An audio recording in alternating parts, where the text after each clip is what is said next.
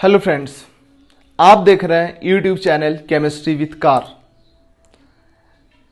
हम देख रहे हैं एल्केन चैप्टर को पढ़ रहे हैं, प्रिपरेशन ऑफ एल्केन। अब आगे कुछ ऐसा रिएक्शन आने वाला है जिसमें E1, E2, SN1, SN2 का यूज होने वाला है।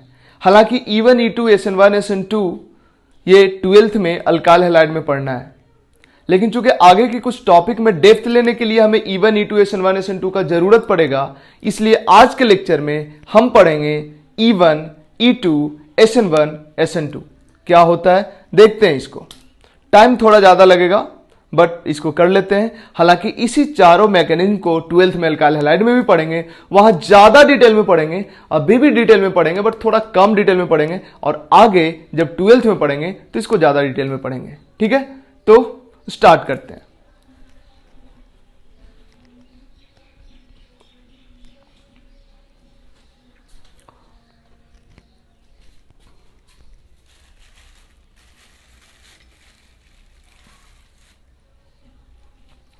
पता है, अभी भी मैं 2 घंटे का वीडियो रिकॉर्ड किया था, बट हमने लैपटॉप अपना ऑन नहीं किया था, सॉरी आईपैड अपना ऑन नहीं किया था। आईपैड से रिकॉर्ड करता हूँ, ऑन ही नहीं किया था, मतलब उसमें वायर कनेक्ट नहीं किया था, जो माइक का वायर होता है वो कनेक्ट नहीं किया था।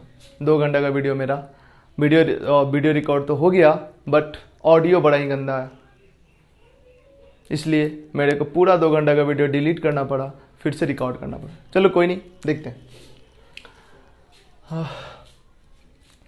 देखो, हम बात कर रहे हैं एक सब्स्टिट्यूशन रिएक्शन का। क्या करते हैं, ये एक कंपाउंड है जिसको हम सबस्ट्रेट बोल रहे हैं, सबस्ट्रेट। इसका रिएक्शन कराए हैं रिएजेंट के साथ जो कि न्यूक्लियोफाइल है, बन गया प्रोडक्ट। क्या बोलते हैं इसको? प्रोडक्ट बोलते हैं ना। ये प्रोडक्ट है, ये प्रोडक्ट है, ये दोनों कलेक्टिवली रिएक्टेंट है, ये सबस्ट्रेट है और ये रिएजेंट है। हमने बताया था, जीओसी पढ़ाया था। तो जरा गौर करना, इस पूरे रिएक्शन में हुआ क्या है। NU माइनस मतलब न्यूक्लियोफाइल आया है और ये X माइनस बन के निकला है। X माइनस भी एक तरह का न्यूक्लियोफाइल ही है, मतलब न्यूक्लियोफाइल निकला, न्यूक्लियोफाइल आया, इसलिए इसको बोलते हैं न्यूक्लियोफिलिक सब्स्टिट्यूशन। न्यूक्लियोफाइल निकला और उसकी जगह पर न्यूक्लियोफाइल आया, इसलिए इस रिएक्शन को बोलेंगे न्यूक्लियोफिलिक सब्स्टिट्यूशन। ये है न्यूक्लियोफिलिक सब्स्टिट्यूशन रिएक्शन। किसी न्यूक्लियोफिलिक सब्स्टिट्यूशन रिएक्शन में जो ग्रुप निकल के बाहर जाता है उसको बोलते हैं लिविंग ग्रुप। लिविंग ग्रुप किसी भी रिएक्शन में, इनफैक्ट चाहे सब्स्टिट्यूशन हो या आगे चल के एलिमिनेशन देखेंगे, जो ग्रुप बाहर निकलता है उसको बोलते हैं लिविंग ग्रुप। तो ये सबस्ट्रेट है, ये न्यूक्लियोफाइल है, ये दोनों कलेक्टिवली प्रोडक्ट कहलाएगा। इनफैक्ट ये निकलता है तो ये भी न्यूक्लियोफाइल ही होता है, लेकिन चूंकि यहां से ये निकल रहा है तो इसको हम इस रिएक्शन में लिविंग ग्रुप बोलेंगे। ये लिविंग ग्रुप है, ये कलेक्टिवली सबस्ट्रेट है, ये दोनों मिलाकर रिएक्टेंट है, ये दोनों मिलाकर प्रोडक्ट है। ठीक है, अब बढ़ते हैं आगे। इसको तुम पॉज करके लिख लो, या पहले हम बता चुके हैं, इसको हम मिटाएंगे क्योंकि हमारे पास जगह कम है।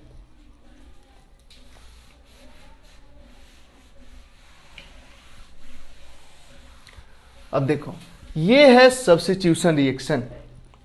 अब ये रिएक्शन 2 तरह से हो सकता है। मैकेनिज्म 1 हम पहले देखते हैं। फर्स्ट मैकेनिज्म कैसे हो सकता है ये रिएक्शन। ये तीनों अल्काइल ग्रुप हो सकता है, कोई हाइड्रोजन हो सकता है। देखो, पहला जो तरीका है इसको होने का, ये जो लिविंग ग्रुप है ये हाइड्रोजन हो सकता है, हाइड्रोजन के अलावा भी कोई हो सकता है। लिविंग ग्रुप अपने मन से अपने आप बाहर निकल गया। क्यों निकला ये समझ सोचो। अभी आज पूरा लेक्चर कंप्लीट कर लोगे, लास्ट तक देख लोगे, तब समझ में आ जाएगा तुमको। X माइनस निकल गया। और एक और चीज हम बता दें, अगर तुम हमारा लेक्चर देखते हो तो कंप्लीट देखोगे और पूरा सीरीज देखोगे, तब तुमको फायदा होगा। वीडियो ऑन करके 10-5 मिनट देख लेने से उससे कोई खास फायदा नहीं होगा।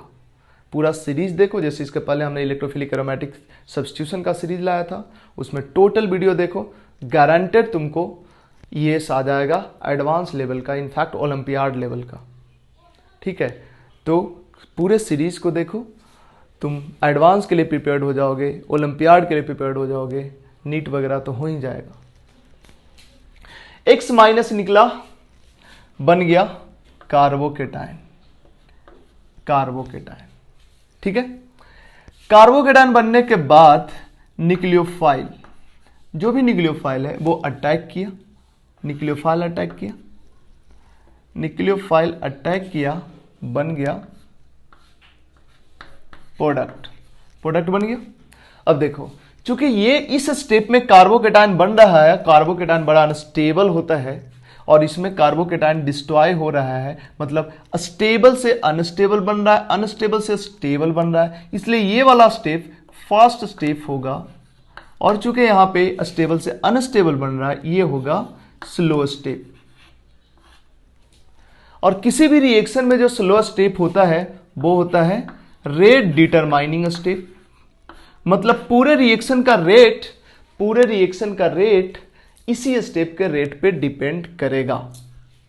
और इस स्टेप का रेट कितना होगा ये डिपेंड करेगा कि इस स्टेप में जो भी चीज इन्वॉल्व है एज ए रिएक्टेंट वो कितना है। मतलब जो रेट ऑफ रिएक्शन होगा वो डायरेक्टली प्रोपोर्शनल होगा आरडीएस में जो इन्वॉल्व है रिएक्टेंट उसके कंसंट्रेशन के। आरडीएस में केवल एक सबस्ट्रेट इन्वॉल्व है और कोई भी इन्वॉल्व नहीं है, इसका मतलब rate of reaction directly proportional to substrate, क्योंकि इसमें और कहां कोई है, यही है ना जो x माइनस निकाल रहा है और इसमें चला जा रहा है, और तो कोई है नहीं। इस प्रोपोर्शनलिटी साइन को हटाएं तो रेट ऑफ रिएक्शन को r से रिप्रेजेंट करें अगर, तो r equal to constant time substrate. ये जो कांस्टेंट है ये k है, basically rate constant, k equal to rate constant. और ये होता है टेम्परेचर डिपेंडेंट। केमिस्ट्री में जो इक्विलिब्रियम कांस्टेंट होता है वो भी टेम्परेचर डिपेंडेंट होता है। Equilibrium constant Kc, Kp, Kw, Ksp ये सब इक्विलिब्रियम कांस्टेंट होता है और वो सब टेम्परेचर डिपेंडेंट होता है, सबका सब टेम्परेचर पे डिपेंड करता है और साथ साथ किस रिएक्शन का इक्विलिब्रियम कांस्टेंट है इस पे डिपेंड करता है। उसी तरह से रेट कांस्टेंट इक्विलिब्रियम कांस्टेंट तो नहीं होता है, बट रेट कांस्टेंट भी टेम्परेचर डिपेंडेंट होता है। रेट कांस्टेंट टेम्परेचर डिपेंडेंट होता है। रेट कांस्टेंट टेम्परेचर बढ़ाने से रेट कांस्टेंट का वैल्यू बढ़ता है। अब जरा गौर करो, इसको जरा गौर करो। हमने बोला कि टेम्परेचर बढ़ाएंगे तो रेट कांस्टेंट का वैल्यू बढ़ता है। किसी भी रिएक्शन का रेट कांस्टेंट हो, रेट कांस्टेंट का वैल्यू टेम्परेचर बढ़ाने से हमेशा बढ़ता है। तो टेम्परेचर बढ़ाओगे तो रेट कांस्टेंट बढ़ेगा, मतलब रेट ऑफ रिएक्शन बढ़ेगा। मतलब किसी भी रिएक्शन का टेम्परेचर बढ़ाने से रेट बढ़ता है क्योंकि रेट कांस्टेंट बढ़ता है। और टेम्परेचर बढ़ाने से रेट कांस्टेंट क्यों बढ़ता है ये पढ़ेंगे हम आर्हेनियस इक्वेशन जब पढ़ेंगे 12th में केमिकल काइनेटिक्स। वहां पे टेम्परेचर बढ़ाने से रेट कांस्टेंट बढ़ता है। रेट कांस्टेंट बढ़ेगा इसलिए रेट ऑफ रिएक्शन भी बढ़ेगा, रेट ऑफ रिएक्शन भी बढ़ेगा। ठीक है, एक और चीज जरा देखो, अगर सबस्ट्रेट का कंसंट्रेशन बढ़ा तब भी रेट ऑफ रिएक्शन बढ़ेगा। बट एक और चीज देखो, अगर न्यूक्लियोफाइल का कंसंट्रेशन बढ़ा, ध्यान देना, न्यूक्लियोफाइल का कंसंट्रेशन बढ़ा, इस रेट ऑफ रिएक्शन वाला एक्सप्रेशन में न्यूक्लियोफाइल तो कहीं है ही नहीं। मतलब न्यूक्लियोफाइल का कंसंट्रेशन तुम बढ़ाओ या घटाओ, रेट ऑफ रिएक्शन पे कोई इफेक्ट नहीं होगा। मतलब रेट ऑफ रिएक्शन पे कोई इफेक्ट नहीं होगा, न रेट ऑफ रिएक्शन बढ़ेगा न रेट ऑफ रिएक्शन घटेगा अगर तुम न्यूक्लियोफाइल का कंसंट्रेशन बढ़ाते हो तो। अब जरा देखो, एक टर्म होता है मोलेकुलरिटी। ये भी केमिकल काइनेटिक्स का टर्म है, पढ़ोगे 12th में हम ही पढ़ाएंगे। मोलेकुलरिटी क्या होता है, किसी भी रिएक्शन के आरडीएस में, रेट डिटरमाइनिंग स्टेप में जितना मोलेक्यूल रिएक्टेंट का इन्वॉल्व होता है उसको बोलते हैं मोलेकुलरिटी। आरडीएस में, ये है आरडीएस, आरडीएस में रिएक्टेंट का कितना मोलेकुल इन्वॉल्व है? 1, इसलिए मोलेकुलरिटी इस रिएक्शन का 1। लेकिन अगर कोई पूछे कि इस स्टेप का मोलेकुलरिटी क्या है, तो इस स्टेप का मोलेकुलरिटी बोलोगे 2, क्योंकि इस स्टेप के रिएक्टेंट साइड में 2 मोलेकुल इन्वॉल्व है, ठीक है। बट पूरे रिएक्शन का मोलेकुलरिटी क्या होगा? उसका जो आरडीएस है उसमें जितना नंबर ऑफ मोलेकुल इन्वॉल्व है वही उसका मोलेकुलरिटी होगा पूरे रिएक्शन का, ठीक है। हालांकि मोलेकुलरिटी पे डिटेल डिस्कशन हम करेंगे केमिकल काइनेटिक्स में। अब देखो जरा गौर करो, ये रिएक्शन तो है न्यूक्लियोफिलिक सब्स्टिट्यूशन, मतलब nucleophilic substitution, N for nucleophilic, S for substitution. और चूंकि मोलेकुलरिटी इस रिएक्शन का 1 है इसलिए इसको बोलते हैं SN1 reaction, SN1 reaction, nucleophilic substitution, unimolecular nucleophilic substitution. मतलब अगर कहीं न्यूक्लियोफिलिक सब्स्टिट्यूशन इस तरह से होगा तो हम बोलेंगे ये SN1 पाथ फॉलो कर रहा है, मतलब ये रिएक्शन SN1 मैकेनिज्म से हो रहा है, ठीक है। इसके बाद देखो, यही रिएक्शन दूसरे तरह से भी हो सकता है। ये तो हमने लिखा मैकेनिज्म 1। अब इस तरह से मैकेनिज्म हुआ तो हम बोलेंगे SN1 मैकेनिज्म हो रहा है। और अगर देखो दूसरे टाइप से हुआ, दूसरे टाइप से कैसे होगा वो जरा गौर करो। मैकेनिज्म 2, मैकेनिज्म 2 गौर करना। ये जो सबस्ट्रेट लिया है हमने और ये लिविंग ग्रुप है, हमने दे दिया न्यूक्लियोफाइल। जो न्यूक्लियोफाइल है एक ही स्टेप में प्रोडक्ट बना दिया। यहां 2 स्टेप हुआ था, यहां एक ही स्टेप में प्रोडक्ट बना दिया। कैसे? न्यूक्लियोफाइल का अटैक और लिविंग ग्रुप का निकलना दोनों साइमल्टेनियस हो गया। यहां पे लिविंग ग्रुप पहले निकला, न्यूक्लियोफाइल सेकंड स्टेप में अटैक किया। यहां पे लिविंग ग्रुप निकल रहा है, न्यूक्लियोफाइल अटैक कर रहा है, दोनों साथ साथ हो रहा है और फाइनली लिविंग ग्रुप निकल गया और न्यूक्लियोफाइल जुड़ गया। इसका मतलब हो गया लिविंग ग्रुप निकल गया और न्यूक्लियोफाइल जुड़ गया। इसका मतलब ये हो गया। अगर ये सिंगल स्टेप में हुआ है तो जब एक ही स्टेप है इसका मतलब वही स्टेप क्या होगा? वही स्टेप होगा आरडीएस। अगर इसका रेट ऑफ रिएक्शन की बात करें, रेट ऑफ रिएक्शन आर की बात करें तो क्या लिखेंगे? आरडीएस। जब ये आरडीएस है तो इसी में जो सब्सटेंस इन्वॉल्व होगा, जो रिएक्टेंट इन्वॉल्व होगा, उसी के कंसंट्रेशन पे डिपेंड करेगा इस स्टेप का रेट। ये ज्यादा होगा तो रेट ज्यादा, ये ज्यादा होगा तो रेट ज्यादा, ये सब कम होगा तो रेट कम। मतलब rate of reaction directly proportional to concentration of substrate तो होगा ही, साथ साथ कंसंट्रेशन ऑफ न्यूक्लियोफाइल भी होगा। और अगर इस प्रोपोर्शनलिटी साइन को हटाना चाहें तो हम लिख सकते हैं rate of reaction is equal to के times substrate into nucleophile. Interesting चीज यहां आया। क्या आया इंटरेस्टिंग? फिर से ये के आ गया। ये के कुछ और नहीं है, के क्या है? के है रेट कांस्टेंट, रेट कांस्टेंट। और ये क्या होता है? टेम्परेचर डिपेंडेंट, टेम्परेचर डिपेंडेंट होता है। टेम्परेचर अगर बढ़ाओगे तो के बढ़ेगा तो रेट ऑफ रिएक्शन बढ़ेगा, पहले वाला जैसा ही। सबस्ट्रेट का कंसंट्रेशन बढ़ाओगे तो क्या होगा? रेट बढ़ेगा, रेट ऑफ रिएक्शन बढ़ेगा, पहले जैसा ही। न्यूक्लियोफाइल का कंसंट्रेशन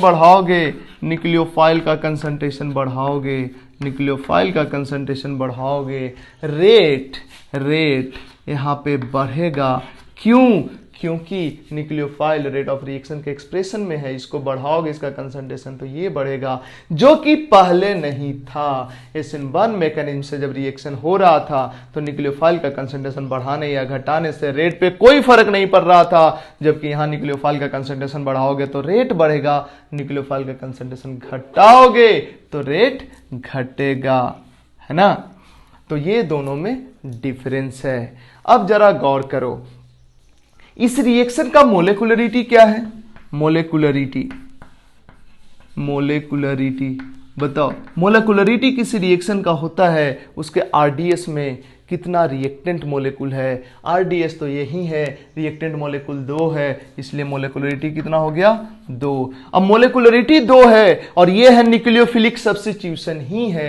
न्यूक्लियोफाइल निकला है, न्यूक्लियोफाइल आया है, न्यूक्लियोफिलिक सब्स्टिट्यूशन ही है और मोलेकुलरिटी 2 है। अगर इस तरह से रिएक्शन हुआ, रिएक्शन मैकेनिज्म इस तरह से हुआ, सिंगल स्टेप में लिविंग ग्रुप का निकलना, न्यूक्लियोफाइल का अटैक, ये दोनों अगर एक साथ हुआ तो इस तरह के मैकेनिज्म को बोलेंगे हम nucleophilic substitution. Bimolecular nucleophilic substitution SN2 mechanism बोलेंगे।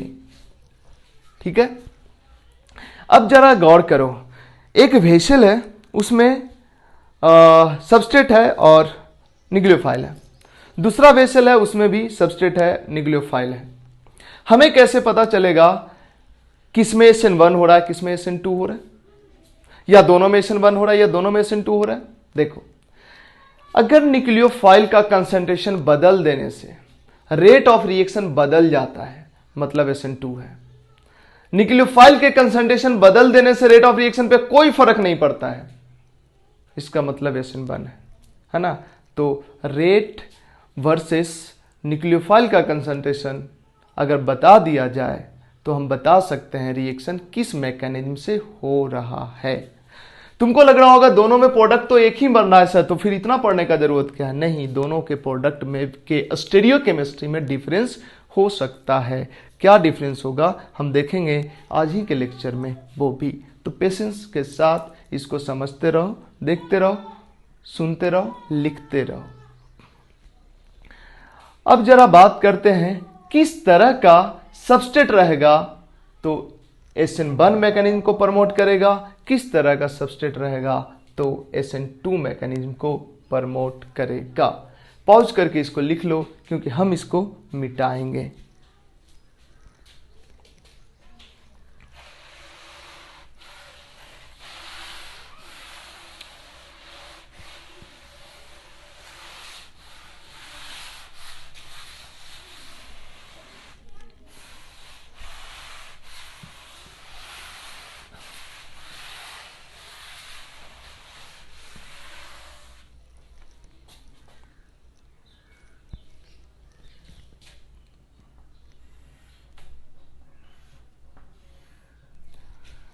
देखो, यहां पे ये था RDS।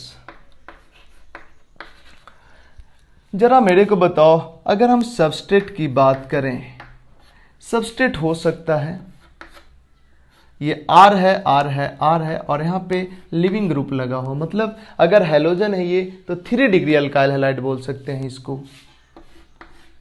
इसको 2 डिग्री अल्काइल हैलाइड बोल सकते हैं, और इसको 1 डिग्री अल्काइल हैलाइड बोल सकते हैं, और इसको बोल सकते हैं मिथाइल हैलाइड।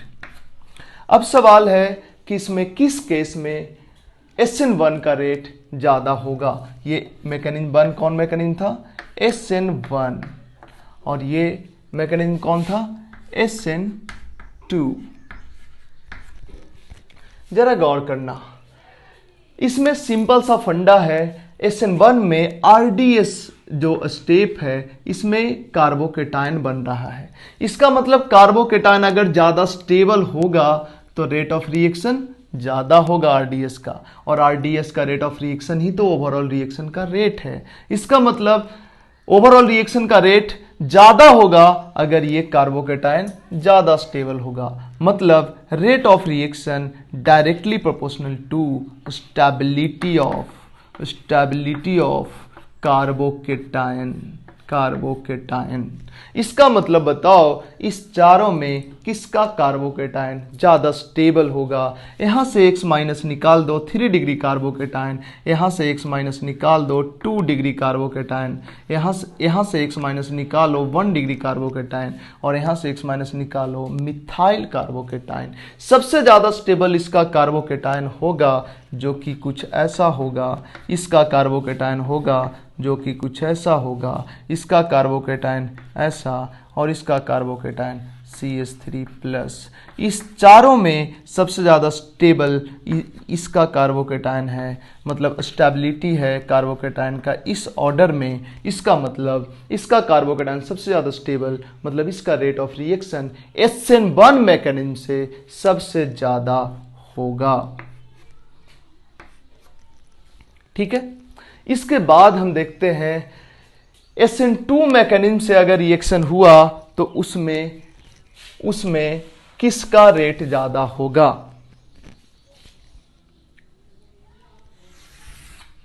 देखो, अगर SN2 मैकेनिज्म से रिएक्शन हुआ, देखो अगर इसमें हम सबस्ट्रेट की बात करें तो क्या होगा।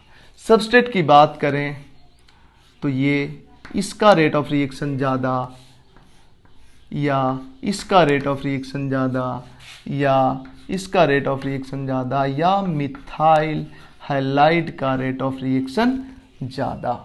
देखो बड़ा सिंपल है, यहाँ पे क्या होता था, न्यूक्लियोफाइल का अटैक होना और लिविंग ग्रुप का निकलना, ये दोनों का दोनों एक साथ होता था। अब जरा बताओ, अगर ये इस कार्बन पे 3 अल्काइल ग्रुप है, 3 अल्काइल ग्रुप है, 3 अल्काइल ग्रुप है और यहाँ पे X है, इस केस में क्या है, कार्बन पे 3 हाइड्रोजन है, 3 हाइड्रोजन है और इधर X है। अब अगर न्यूक्लियोफाइल इधर से इंटर करता है और इसमें जो न्यूक्लियोफाइल है इधर से इंटर करता है, इसके एंट्री यहां से इंटर करना आसान है, जबकि इसके बड़े साइज के कारण यहां से एंट्री मुश्किल है। मतलब इस न्यूक्लियोफाइल को यहां हिंड्रेंस मिलेगा, जबकि इसमें हिंड्रेंस नहीं मिलेगा। इसमें स्टेरिक हिंड्रेंस मिलेगा, जबकि इसमें स्टेरिक हिंड्रेंस नहीं मिलेगा। इसका मतलब है न्यूक्लियोफाइल का अटैक यहाँ पे आसान है, यहाँ पे मुश्किल है। इसका मतलब रेट ऑफ रिएक्शन इसके साथ SN2 का ज़्यादा हो, सॉरी, इसका मतलब रेट ऑफ रिएक्शन यहाँ पे हिंड्रेंस ज़्यादा मिल रहा है, इसलिए यहाँ पे न्यूक्लियोफाइल का अटैक मुश्किल होगा, यहाँ पे न्यूक्लियोफाइल का अटैक आसान होगा। यहाँ पे न्यूक्लियोफाइल, इसी को दिखाएं हम नीचे, यहाँ पे न्यूक्लियोफाइल का अटैक आसान होगा, मतलब इसके साथ न्यूक्लियोफाइल का अटैक का रेट ज़्यादा, इसके साथ न्यूक्लियोफाइल का अटैक का रेट कम। इसका मतलब SN2 मैकेनिज्म का रेट इसके साथ ज़्यादा और इसके साथ कम। ऑर्डर कुछ ऐसे हो जाएगा ड्यू टू स्टेरिक फैक्टर। ये है rate of SN2। Rate of SN2 इसके साथ ज्यादा, क्या वजह है, स्टेरिक फैक्टर, स्टेरिक फैक्टर। ठीक है, अब सबस्ट्रेट हमने देख लिया, इसके बाद देखते हैं, हालांकि और भी सबस्ट्रेट हम देख सकते हैं, लेकिन चूंकि अभी बेसिक लेवल पे पढ़ रहे हैं, अल्काइल हैलाइड में पढ़ेंगे डिटेल, इसलिए अभी इतना ही, एक ही टाइप का सबस्ट्रेट देखा हमने। इसके बाद हम देखते हैं कि न्यूक्लियोफाइल कैसा होना चाहिए, न्यूक्लियोफाइल कैसा होना चाहिए। न्यूक्लियोफाइल यहाँ पे देखते हैं, न्यूक्लियोफाइल कैसा होना चाहिए। जरा ध्यान देना, इस रिएक्शन के रेट पे न्यूक्लियोफाइल का तो कोई इफेक्ट ही नहीं है। न्यूक्लियोफाइल स्ट्रांग हो या वीक हो, क्या फर्क पड़ता है, इस रिएक्शन के RDS में न्यूक्लियोफाइल है ही नहीं। तो यहां तो न्यूक्लियोफाइल स्ट्रांग होगा तब भी बढ़िया, और अगर वीक हुआ तब भी कोई दिक्कत नहीं, क्योंकि कोई भी न्यूक्लियोफाइल हो इसके RDS में तो इन्वॉल्व ही नहीं है, न्यूक्लियोफाइल का कोई रोल ही नहीं है। तो न्यूक्लियोफाइल स्ट्रांग हो या वीक हो क्या फर्क पड़ता है। अगर स्ट्रांग रहेगा तो इसका रेट बढ़ जाएगा, और अगर वीक रहेगा तो इसका रेट घट जाएगा। इसका रेट बढ़े या घटे, इसका रेट तो इससे ज्यादा ही है ना। तो रेट, ओवरऑल रिएक्शन का रेट तो इस पे डिपेंड कर रहा है, तो इसका थोड़ा बढ़ या थोड़ा घट जाने से ओवरऑल रिएक्शन का रेट पे तो कोई चेंज होगा नहीं, क्योंकि ओवरऑल रिएक्शन का रेट तो इस पे डिपेंड कर रहा है और इसमें न्यूक्लियोफाइल का कोई रोल है नहीं। तो न्यूक्लियोफाइल वीक हो या स्ट्रांग हो, इससे कोई फर्क नहीं पड़ता कि रेट ऑफ SN1 का रेट ज्यादा होगा या कम होगा। अब स्ट्रांग न्यूक्लियोफाइल, वीक न्यूक्लियोफाइल का मतलब क्या है उसको समझते हैं जरा, और इसमें से भी एक सेलेक्ट करना होगा, बताएंगे अभी हम। अब जरा देखो एक और चीज, अगर यहां पे RDS में न्यूक्लियोफाइल इन्वॉल्व है, इसका मतलब न्यूक्लियोफाइल अगर ज्यादा स्ट्रेंथ वाला हो तो ये ज्यादा फास्टर रेट से अटैक करेगा, रेट ज्यादा होगा ओवरऑल न्यूक्लियोफिलिक सब्स्टिट्यूशन का। अगर न्यूक्लियोफाइल ज्यादा स्ट्रांग होगा तो, क्योंकि ज्यादा स्ट्रांग होगा तो ज्यादा फास्टर रेट से अटैक करेगा, तो इजली प्रोडक्ट बनेगा, जल्दी प्रोडक्ट बनेगा, यही ना। इसका मतलब इसमें न्यूक्लियोफाइल कैसा होना चाहिए, स्ट्रांग न्यूक्लियोफाइल होना चाहिए।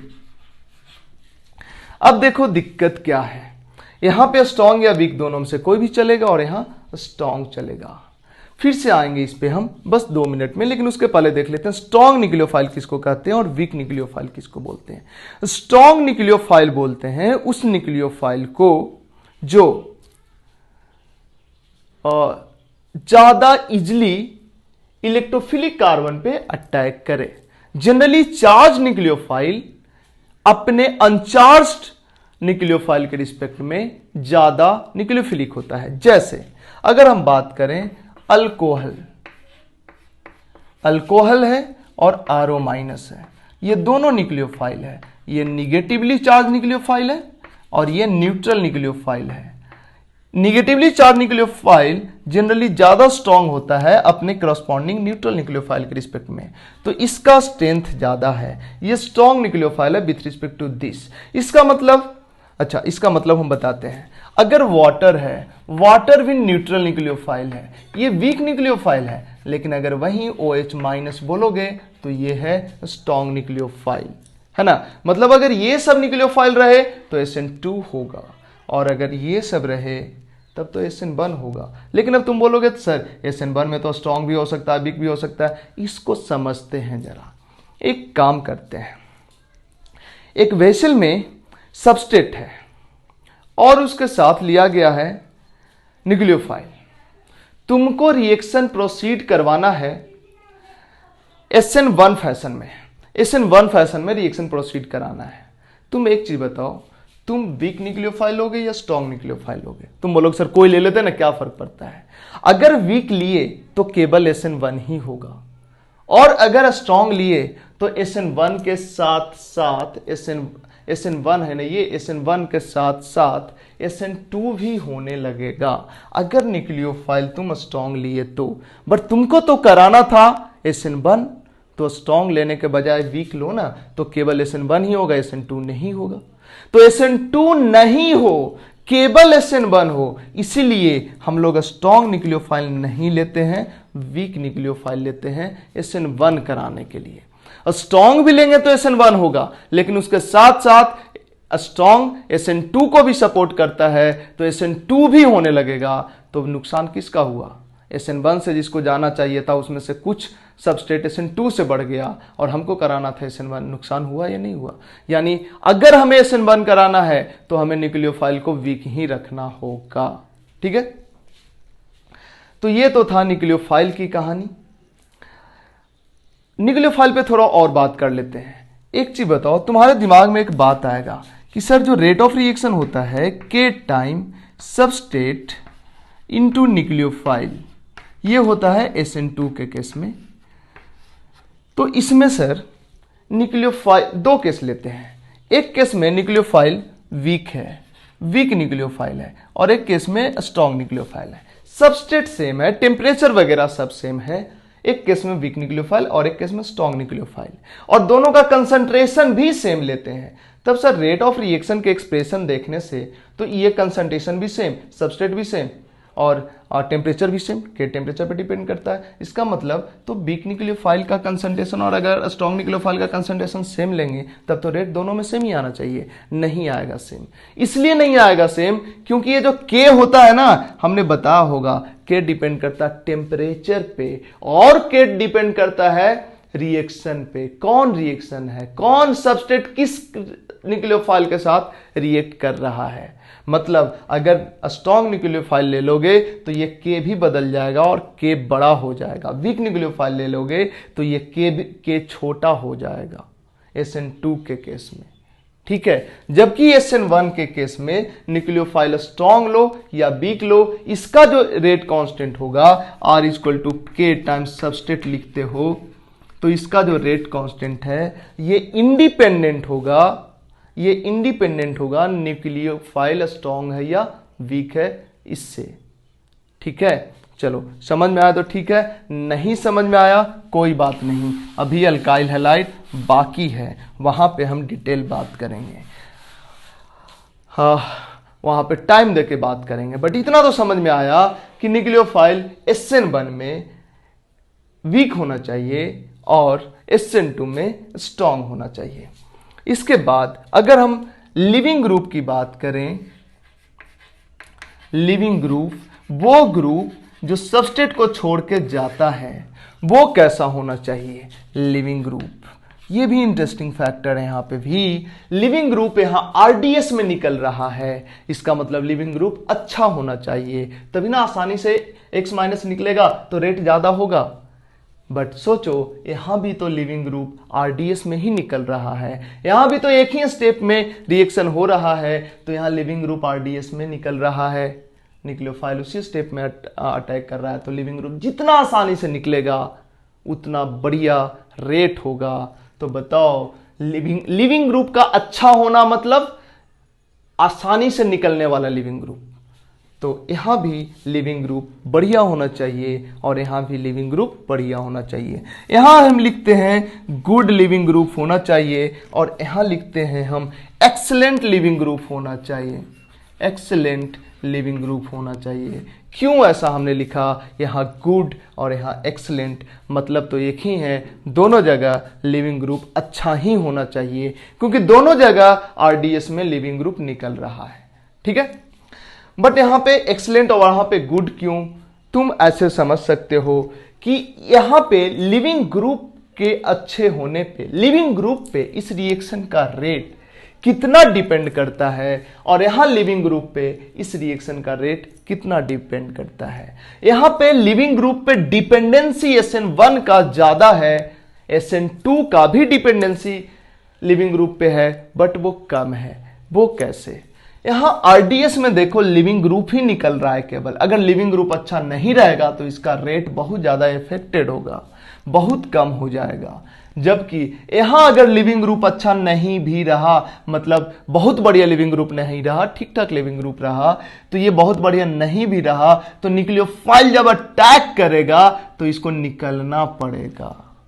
इसका मतलब लिविंग ग्रुप का अच्छा होना यहां ज्यादा इंपॉर्टेंट है, यहां पर भी इंपॉर्टेंट है बट कम इंपॉर्टेंट है, इसलिए हमने यहां लिखा है लिविंग ग्रुप अच्छा होना चाहिए और यहां पे लिविंग ग्रुप बहुत अच्छा होना चाहिए। एक सिंपल एग्जांपल से हम समझाते हैं। दो स्टूडेंट है, दोनों सेम ही स्कूल में पढ़ता है, एक पुअर फैमिली से है और एक रिच फैमिली से है। स्कूल में दो ही स्टूडेंट को स्कॉलरशिप दिया जा सकता है, ऐसा रूल है, इसी दोनों स्टूडेंट को स्कॉलरशिप दिया जाता था। अब बताओ इस दोनों फैमिली में से कौन सा स्टूडेंट स्कॉलरशिप पे ज्यादा डिपेंडेंट है। ऑफ कोर्स जो पुअर फैमिली से है, वो जो रिच फैमिली से है, उसका डिपेंडेंसी स्कॉलरशिप के अमाउंट पे कम है। पैसा दोनों लेता है तो दोनों को फायदा होता है, दोनों को मोटिवेशन मिलता है, दोनों समोसा खाता है, दोनों बुक्स खरीदता है उस पैसा से। लेकिन सोचो अगर कल ऐसा बारी आ जाए, ये बोला जाए कि उस स्कूल में एक ही स्टूडेंट को स्कॉलरशिप देने का प्रावधान हो जाए, तो वैसे सिचुएशन में किस स्टूडेंट को सेलेक्ट करना चाहिए? ऑफ कोर्स पुअर स्टूडेंट को। क्यों? क्योंकि उसके लिए स्कॉलरशिप ज्यादा मैटर करता है। स्कॉलरशिप दोनों के लिए मैटर करता था लेकिन पुअर स्टूडेंट के लिए ज्यादा मैटर करता है, मतलब उस स्कॉलरशिप के मनी पे पुअर स्टूडेंट का डिपेंडेंसी ज्यादा है। लिविंग ग्रुप के अच्छे होने के लिए, अच्छे होना SN1 के लिए ज्यादा इंपॉर्टेंट है, SN2 के लिए कम इंपॉर्टेंट है, इसलिए हमने लिखा है SN2 के लिए गुड लिविंग ग्रुप होना चाहिए और यहां पे एक्सीलेंट लिविंग ग्रुप होना चाहिए। तो ये था SN1 वर्सेस SN2। अब हम देख लेते हैं, थोड़ा सा समराइज करते हैं इसको। SN1 में न्यूक्लियोफाइल के कंसंट्रेशन पर रेट डिपेंड नहीं करता, SN2 में न्यूक्लियोफाइल के कंसंट्रेशन पर रेट डिपेंड करता है। SN1 3 डिग्री अल्काइल हैलाइड का SN1 बढ़िया होता है, जबकि मिथाइल हैलाइड का SN2 बढ़िया होता है। इसके बाद हमने देखा कि स्ट्रॉन्ग न्यूक्लियोफाइल SN2 कराता है और वीक न्यूक्लियोफाइल SN1 कराता है। लिविंग ग्रुप दोनों में एक्सीलेंट होना, एक में एक्सीलेंट और एक में गुड होना चाहिए। एक और फैक्टर होता है सोलवेंट, जिसको हम यहां पे डिस्कस नहीं करें, उसको हम डिस्कस करेंगे जब अल्काइल हैलाइड में डिटेल में पढ़ाएंगे SN1 SN2 E1 E2, वहां पे सोलवेंट इफेक्ट अभी हम एक्सप्लेन नहीं करेंगे। इसके बाद हम देखते हैं स्टीरियोकेमिस्ट्री पे क्या इफेक्ट पड़ेगा। इसके प्रोडक्ट का स्टीरियोकेमिस्ट्री क्या होगा और इसके प्रोडक्ट का स्टीरियोकेमिस्ट्री क्या होगा। पॉज करके लिख लो, हम इसको मिटाएंगे।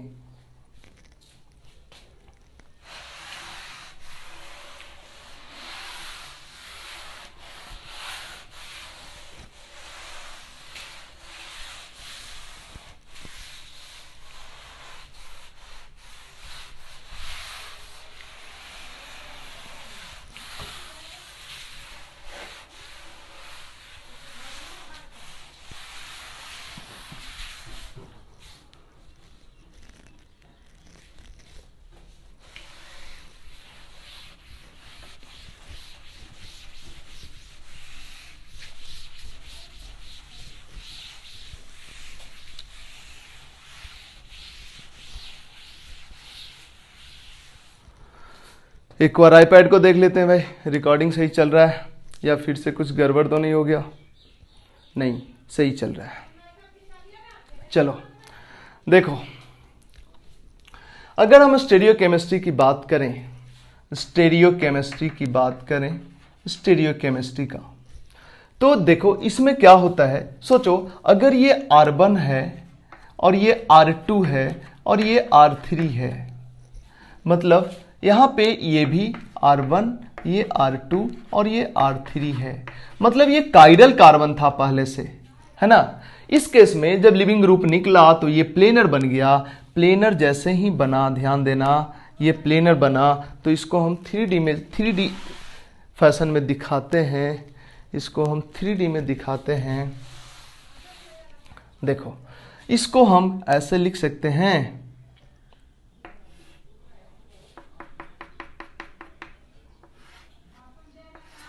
ये यहां पे एक कोई R1 होगा, एक R2 होगा और एक R3 होगा, यही होगा ना। या ऐसे समझो ना, देखो यहां से जब x माइनस निकला तो ये धीरे धीरे क्या होता गया होगा, सीधा होता गया होगा, ऐसे समझो। देखो ये ऐसे ही है ना, x है और यहाँ पे और यहाँ पे, है ना। ये जब x माइनस निकल रहा होगा तो ये ऐसे से सीधा हो रहा होगा, ये ऐसे देखो क्या हो रहा होगा, ये ऐसे है, ये सीधा हो रहा होगा, ये ऐसे, ये भी सीधा हो रहा होगा, ये ऐसे अंदर की ओर, ये भी सीधा हो रहा होगा और फाइनली ये बन गया होगा।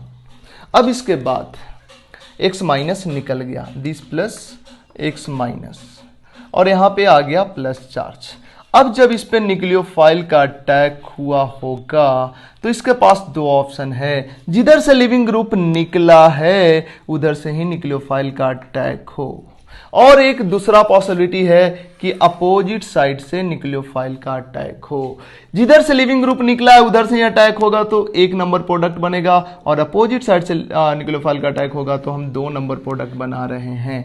एक नंबर क्या होगा वो देखो, इधर से न्यूक्लियोफाइल अटैक किया तो जब फिर से जिधर से लिविंग ग्रुप निकला था उधर से न्यूक्लियोफाइल अटैक किया तो फिर से ये बॉन्ड ऐसे शिफ्ट हो जाएगा, मतलब ये बॉन्ड फिर से ऐसे हो जाएगा और जैसा था वैसा ही सब कुछ हो जाएगा, मतलब बन जाएगा एक नंबर प्रोडक्ट। इधर न्यूक्लियोफाइल बोर्ड के प्लेन में, ये बोर्ड के प्लेन में, ये अंदर और ये बाहर, ये ऐसे ये बन जाएगा। और अगर न्यूक्लियोफाइल इधर से अटैक किया, बैक साइड से अटैक किया तो देखो क्या बनेगा, इधर हो गया न्यूक्लियोफाइल, और ये जो बॉन्ड है ये धीरे धीरे ऐसे शिफ्ट होगा। ये जो बॉन्ड है अभी कैसे है, ध्यान देना, देखो समझाते हैं। अभी ऐसे है, अभी यहाँ पे देखो ऐसे है या ऐसे, ये देखो है ना ऐसे है। तो जब न्यूक्लियोफाइल इधर से जाएगा तो ये ऐसे हो जाएगा, ऐसे, ये थोड़ा इधर और ये थोड़ा इधर, और न्यूक्लियोफाइल ऐसे जुड़ जाएगा, यही होगा ना। तो ये जो बोर्ड के प्लेन में ही रहेगा, थोड़ा झुक जाएगा। ये जो बोर्ड के अंदर था बोर्ड के अंदर ही रहेगा, थोड़ा उधर की ओर झुक जाएगा। ये जो बोर्ड के बाहर था बोर्ड के बाहर ही रहेगा, केवल उधर थोड़ा शिफ्ट हो जाएगा। और यहाँ पे कौन आ जाएगा, न्यूक्लियोफाइल। देखो यहाँ पे आ गया न्यूक्लियोफाइल, ये वाला ये रह गया, और ये डैश डैश ही रहा, केवल झुक जाएगा उधर की ओर, बेज ही रहा, केवल झुक जाएगा उधर की ओर। ठीक है, अब देखो इसका कॉन्फ़िगरेशन जो कुछ भी था, देखो सॉरी, ये जो लिविंग ग्रुप निकला है, जिधर से लिविंग ग्रुप निकला है उधर से ही जब न्यूक्लियोफाइल अटैक करे तो जो प्रोडक्ट बनता है उसको बोलते हैं रिटेंशन प्रोडक्ट। जिधर से न्यूक्लियोफाइल निकले उसके अपोजिट से अगर न्यूक्लियोफाइल जिधर से लिविंग ग्रुप निकला उधर से ही न्यूक्लियोफाइल अटैक करता है तो जो प्रोडक्ट बनता है उसको बोलते हैं रिटेंशन प्रोडक्ट। जिधर से लिविंग ग्रुप निकला है उसका अपोजिट से अगर न्यूक्लियोफाइल अटैक करे तो जो प्रोडक्ट बनता है उसको बोलते हैं इन्वर्जन प्रोडक्ट। मतलब 1 नंबर प्रोडक्ट रिटेंशन प्रोडक्ट है और 2 नंबर प्रोडक्ट इन्वर्जन प्रोडक्ट है। अगर ये कायरल कार्बन है मतलब यहाँ पे R1 और ये R2 और ये R3 है बाय द वे, तो यहाँ पे क्या हो जाएगा, ये R1 ये R2 और ये R3 कोई भी ग्रुप हो सकता है, ये R1 ये R2 और ये R3। अगर यहाँ पे कोई ग्रुप लगा देते तो इसमें जो कॉन्फ़िगरेशन आता इसमें कॉन्फ़िगरेशन उसका उल्टा आता है। मतलब अगर ये R कॉन्फ़िगरेशन वाला है तो ये S कॉन्फ़िगरेशन वाला होगा और ये अगर S कॉन्फ़िगरेशन वाला है तो ये R कॉन्फ़िगरेशन वाला होगा। इसका मतलब ये दोनों एक दूसरे का मिरर इमेज होगा। इसका मतलब ये दोनों क्या हो गया, इनएंशियोमेरिक पेयर, इनएंशियोमेरिक पेयर। इसका मतलब क्या हो गया कि अगर कोई कायरल कार्बन है, एसिमेट्रिक कार्बन है, उस पे अगर SN1 होता है तो रेशमिक मिक्सचर बनता है। ये है रेशमिक मिक्सचर। लेकिन एक चीज ध्यान देना, क्या पता ये जो R2 है या R3 है इसमें कोई चेन इधर हो और यहां पे आके कोई कायरल कार्बन हो और वहां पे कोई SN1 SN2 नहीं हो रहा हो, तो बताओ इस जगह पे तो कॉन्फ़िगरेशन उल्टा रहेगा। बट R2 के अंदर इधर कोई अगर R2 से कनेक्टेड होगा यहाँ कोई कायरल कार्बन होगा और उस पर कोई रिएक्शन नहीं हो रहा हो तो दोनों में उस कायरल कार्बन का कॉन्फ़िगरेशन तो सेम रह जाएगा और उस केस में इस दोनों कंपाउंड के बीच क्या रिलेशन होगा, डाइस्टेरियोमेरिक रिलेशन होगा। बट अगर एक ही कायरल कार्बन हो और उसी पे SN1 हो रहा हो तो इस केस में तो रेसिमाइज होगा, रेशमिक मिक्सचर बनेगा। और इसमें अगर 2 कायरल कार्बन हो और एक ही पे SN1 हो रहा हो तो उस केस में डायस्टेरियोमेरिक पेयर बनेगा डिटेल 12th अल्काइल हैलाइड में। ठीक है, तो ये हो गया SN1 का स्टीरियोकेमिस्ट्री। क्योंकि न्यूक्लियोफाइल का इधर से अटैक करने का रेट 50%, इधर से अटैक करने का जो पॉसिबिलिटी है 50%, बैक साइड से भी अटैक करने का 50% ही पॉसिबिलिटी। क्यों? क्योंकि ये सेक्शन प्लेनर हो गया है तो इधर से भी हिंड्रेंस नहीं, इधर से भी हिंड्रेंस नहीं, इसलिए दोनों ऑलमोस्ट 50-50% बनेगा। ठीक है, अब आते हैं स्टीरियोकेमिस्ट्री में, किसमें, स्टीरियोकेमिस्ट्री ऑफ SN2। अब SN2 का स्टीरियोकेमिस्ट्री देखते हैं।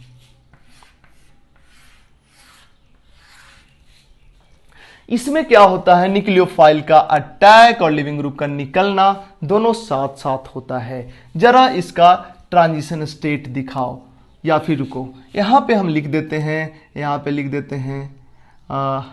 R1, या रुको इसको रहने देते हैं, यहां पे लिखते हैं ये X है, ये बाय द वे CH3 है, ये H है और ये D है। अगर इसमें न्यूक्लियोफाइल का अटैक होता है तो ट्रांजिशन स्टेट क्या बनेगा, ध्यान देना, इसका अटैक और इसका निकलना ये दोनों एक साथ होगा। धीरे धीरे ये X निकलता जाएगा, ये धीरे धीरे इंटर करता जाएगा। देखो क्या बनेगा, ये जैसे ही इंटर करेगा ये जो है, ध्यान दे, देखो क्या होगा, ये कुछ इस तरह का है, ये कुछ इस तरह का है, या ऐसे देखो, है ना, ऐसे है। यहाँ पे लिविंग ग्रुप है, यहाँ पे लिविंग ग्रुप है। न्यूक्लियोफाइल इधर से इंटर कर रहा है, इधर से लिविंग ग्रुप निकल रहा है। न्यूक्लियोफाइल इधर से इंटर कर रहा है और जैसे जैसे इंटर कर रहा है ये धीरे धीरे ऐसे सीधा होते जा रहा है, सीधा हो गया। ठीक है, न्यूक्लियोफाइल यहाँ तक पहुंचा है, लिविंग ग्रुप यहाँ तक निकल के यहाँ तक गया है। अब लिविंग ग्रुप और आगे जाएगा, न्यूक्लियोफाइल और पास आएगा और ये धीरे धीरे ऐसे मुड़ेगा, ऐसे मुड़ेगा और ये बन जाएगा, न्यूक्लियोफाइल इधर जुड़ जाएगा, लिविंग ग्रुप उधर निकल गया। इसको अम्ब्रेला इन्वर्जन भी बोलते हैं। क्यों, अभी दिखाएंगे कि अम्ब्रेला की तरह इन्वर्ट हुआ है कैसे। देखो अभी ये लिविंग ग्रुप निकल रहा है, न्यूक्लियोफाइल इंटर कर रहा है, क्या होगा, ट्रांजिशन स्टेट होगा। ये CH3 ऊपर हो गया और यहाँ पे, और ये देखो यहाँ पे D है, यहाँ पे H है और यहाँ पे CH3 है। इधर से लिविंग ग्रुप बाहर निकल रहा है और इधर से लिविंग ग्रुप न्यूक्लियोफाइल अंदर आ रहा है। यहाँ पे X माइनस डेल्टा और यहाँ पे न्यूक्लियोफाइल माइनस डेल्टा। क्यों माइनस डेल्टा? अगर ये पूरा निकल जाता तो X माइनस हो जाता, पार्शियली निकला है, थोड़ा निकला है तो थोड़ा निगेटिव चार्ज जनरेट हुआ होगा, जब पूरा निकल जाएगा तो कंप्लीट माइनस हो जाएगा। अभी इस पे माइनस है, जब पूरा जुड़ जाएगा तो चार्ज खत्म हो जाएगा। जब पार्शियली जुड़ा है तो -1 से घटते घटते माइनस डेल्टा बचा होगा। ठीक है, तो ये है ट्रांजिशन स्टेट। ठीक है, अब जरा गौर करना।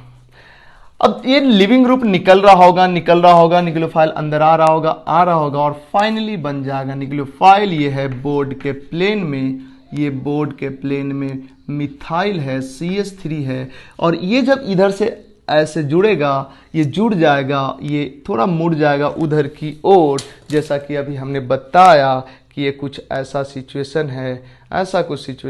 अभी ट्रांजिशन स्टेट में इधर भी पार्शियली बॉन्ड है और इधर भी पार्शियल बॉन्ड है। जब इधर निकल जाएगा, इधर से पूरा इंटर करेगा तो ये ऐसे हो जाएगा। ये अंदर वाला अंदर ही रहेगा, केवल थोड़ा बेंड हो जाएगा। अंदर बाहर वाला बाहर ही रहेगा, थोड़ा बेंड हो जाएगा।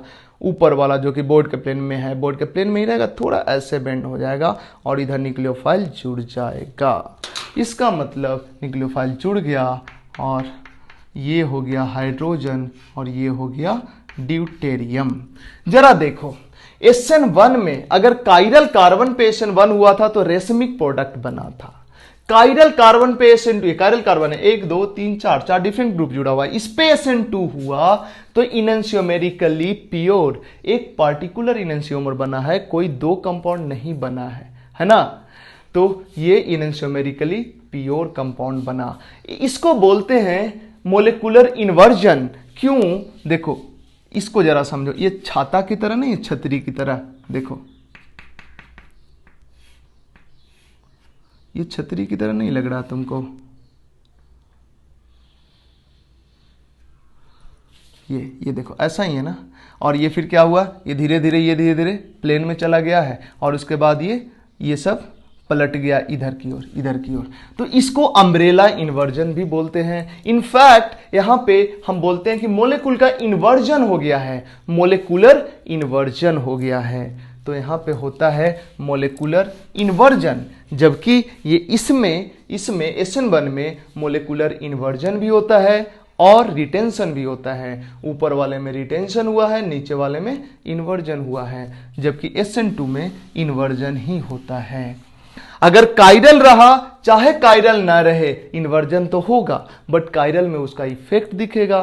कहने का मतलब ये है कि अगर ये लिविंग ग्रुप का प्रायोरिटी और न्यूक्लियोफाइल का प्रायोरिटी सेम रहे, सेम का मतलब ये यहाँ पे अगर हाइड्रोजन है तो 1 नंबर पे होगा प्रायोरिटी वाइज, और अगर न्यूक्लियोफाइल OH है तो OH का O भी यहाँ पे रहेगा, तो इस टर्म में 1 नंबर पे प्रायोरिटी होगा। अगर न्यूक्लियोफाइल का प्रायोरिटी और लिविंग ग्रुप का प्रायोरिटी सेम होगा तो उस केस में इसका कॉन्फ़िगरेशन अगर R है तो इसका कॉन्फ़िगरेशन S आएगा, इसका कॉन्फ़िगरेशन S है तो इसका कॉन्फ़िगरेशन R आएगा। मतलब अगर न्यूक्लियोफाइल और लिविंग ग्रुप का प्रायोरिटी सेम है तो मोलेकुलर इन्वर्जन के साथ साथ कॉन्फ़िगरेशन का भी इन्वर्जन होगा। लेकिन मोलेकुलर इन्वर्जन तो हर बार होगा, लेकिन कॉन्फ़िगरेशन का इन्वर्जन तभी होगा जब लिविंग ग्रुप और न्यूक्लियोफाइल का प्रायोरिटी सेम हो। लिविंग ग्रुप और न्यूक्लियोफाइल का प्रायोरिटी अगर अलग अलग हो गया, जो कि रेयर होता है बट होता है, अगर अलग अलग हो गया तो वैसे केस में मोलेकुलर इन्वर्जन तो होगा बट कॉन्फ़िगरेशन का इन्वर्जन नहीं होगा। कॉन्फ़िगरेशन इसका और इसका सेम ही रह जाएगा। ठीक है, और ऐसा कुछ नहीं बोलोगे कि ये दोनों के बीच में इनएंशियोमेरिक रिलेशन है, वो तो हो ही नहीं सकता, क्योंकि ये दोनों अलग अलग कंपाउंड है। यहां पे कोई और ग्रुप लगा है, यहां कोई और ग्रुप लगा है। अगर ये दोनों ग्रुप सेम होता तब कुछ बोल सकते थे कि ये दोनों इनएंशियोमेरिक रिलेशन है इस दोनों के बीच में, बट लिविंग ग्रुप और न्यूक्लियोफाइल सेम तो नहीं ना होगा। सेम क्यों होगा, फिर रिएक्शन क्यों करा रहे हैं, है कि नहीं। अब ऐसा कुछ स्पेशल केस बनाया जाए तो वहां पे देख लेना, है ना, क्योंकि न्यूक्लियोफाइल, ये देखो कोई कई बार बोलता है ना कि रिएक्ट सबस्ट्रेट और प्रोडक्ट में एनेंटियोमेरिक रिलेशन होगा, कैसे हो जाएगा? यहाँ पे एक्स है, लिविंग ग्रुप जुड़ा हुआ है, और यहाँ पे न्यूक्लियोफाइल जुड़ा हुआ है, ये दोनों कंपाउंड ही अलग है, तो अलग अलग कंपाउंड में थोड़े नहीं एनेंटियोमेरिक रिलेशन होता है। एनेंटियोमर्स तो स्टीरियोइसोमर्स होता है, तो कंपाउंड तो सेम ही होना चाहिए ना, कनेक्टिंग ग्रुप तो सेम ही होना चाहिए ना, ठीक है। क्या हुआ, अब समझ आया होगा कि क्यों SN1 SN2 पे हम बात कर रहे थे। SN2 में इनेंशियोमेरिकली प्योर कंपाउंड बना, जबकि SN1 में जनरली रेशमिक बनता है, एक कायरल कार्बन होता है, तो दो कायरल कार्बन होगा तो डायस्टेरियोमेरिक पेयर भी बन सकता है, ठीक है। दो कायरल कार्बन हुआ और एक ही पे SN1 हुआ तो डायस्टेरियोमेरिक पेयर बनेगा, एक ही कायरल कार्बन हो और उसी पे SN1 हुआ है तो रेशमिक बनेगा। ये था स्टीरियोकेमिस्ट्री SN1 का और SN2 का। चीजें और भी इसमें है जिसको हम पढ़ेंगे अल्काइल हैलाइड जब 12th में पढ़ेंगे तब। इसके बाद देखते हैं इलिमिनेशन रिएक्शन। इलिमिनेशन रिएक्शन, तुम इसको जल्दी से कॉपी करो।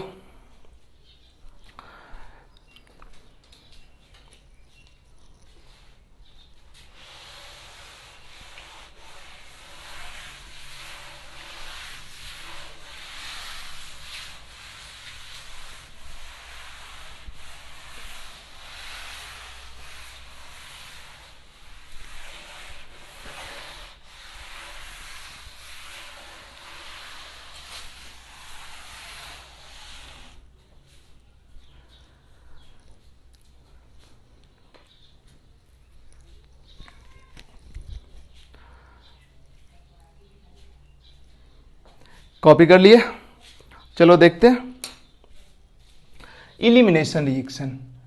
या एक काम करते हैं, इलिमिनेशन को हम नेक्स्ट लेक्चर में देखते हैं।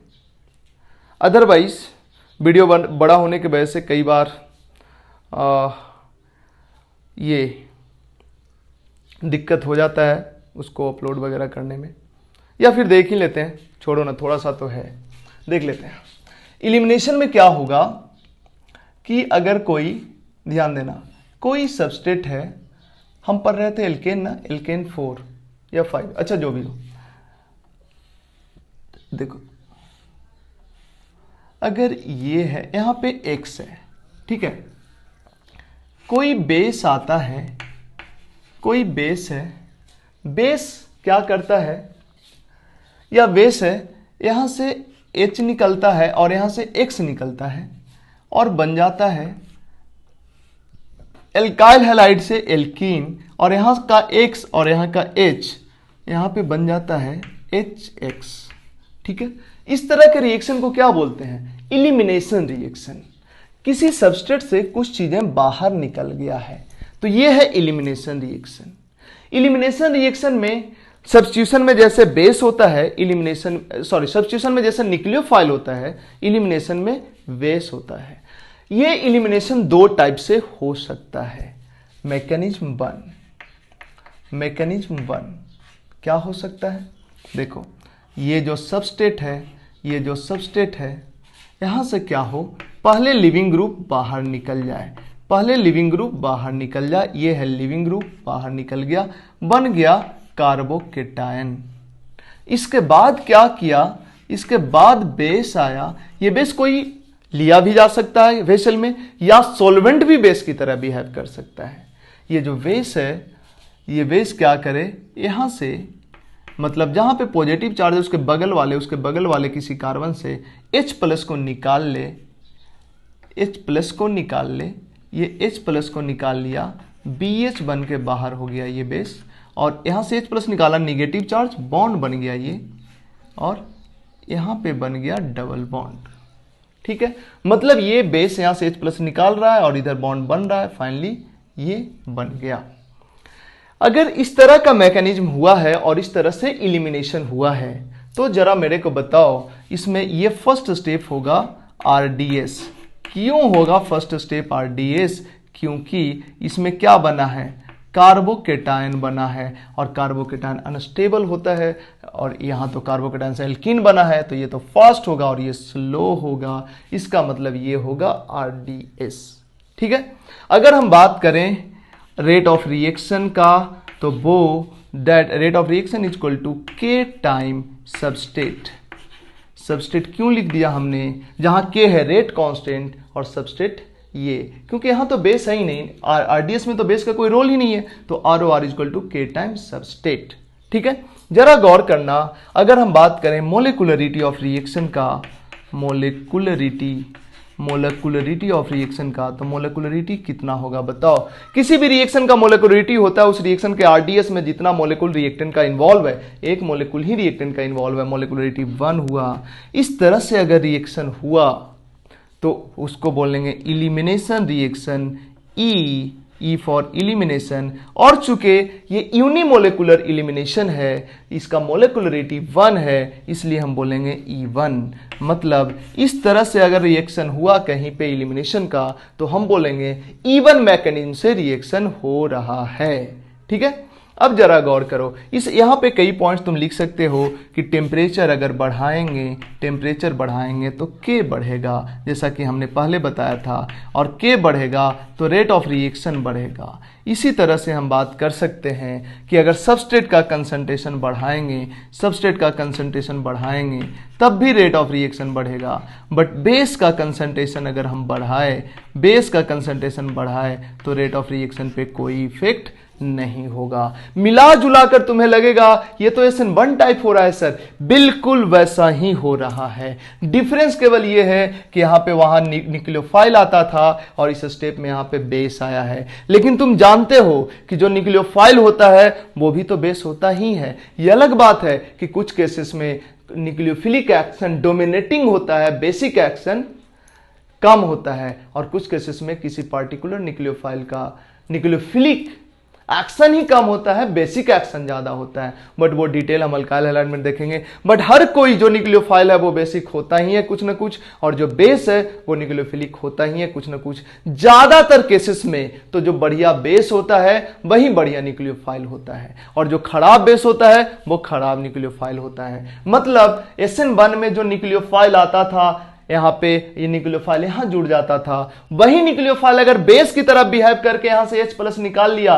तो एलिमिनेशन करा देगा। और ये बेस की तरह बिहेव ना करके अगर न्यूक्लियोफाइल की तरह बिहेव करके यहाँ आ गया तो सब्स्टिट्यूशन करा देगा और SN1 हो जाएगा। मतलब सर SN1 होगा कि अब E1 होगा? इनफैक्ट जहां कहीं भी SN1 होगा वहां E1 भी हो रहा होगा, और जहां कहीं भी E1 हो रहा होगा वहां SN1 भी हो रहा होगा। मतलब एक साथ मल्टीपल टाइप का प्रोडक्ट बन रहा होगा। लेकिन फिर भी अगर तुम्हें इलिमिनेशन प्रोडक्ट चाहिए तो टेम्परेचर राइज कर दो। हाई टेम्परेचर पे इलिमिनेशन प्रोडक्ट डोमिनेटिंग होता है सब्स्टिट्यूशन प्रोडक्ट पे। ठीक है, बट फिर भी एक चीज क्लियर रखो कि E1 जहां होगा वहां SN1 होगा ही, SN1 जहां होगा वहां E1 होगा ही। बट E1 कराना है तो टेम्परेचर थोड़ा ज्यादा रखो तो E1 थोड़ा ज्यादा बनेगा, और अगर सब्स्टिट्यूशन कराना है तो टेम्परेचर को कम कर दो। कम करने से E1 का रेट भी घटता है, सब्स्टिट्यूशन का रेट भी घटता है, बट सब्स्टिट्यूशन ज्यादा घट जाएगा। मतलब अगर सब्स्टिट्यूशन तुमको चाहिए तो कम टेम्परेचर पे कराओ, इलिमिनेशन तुमको चाहिए तो हाई टेम्परेचर पे कराओ रिएक्शन।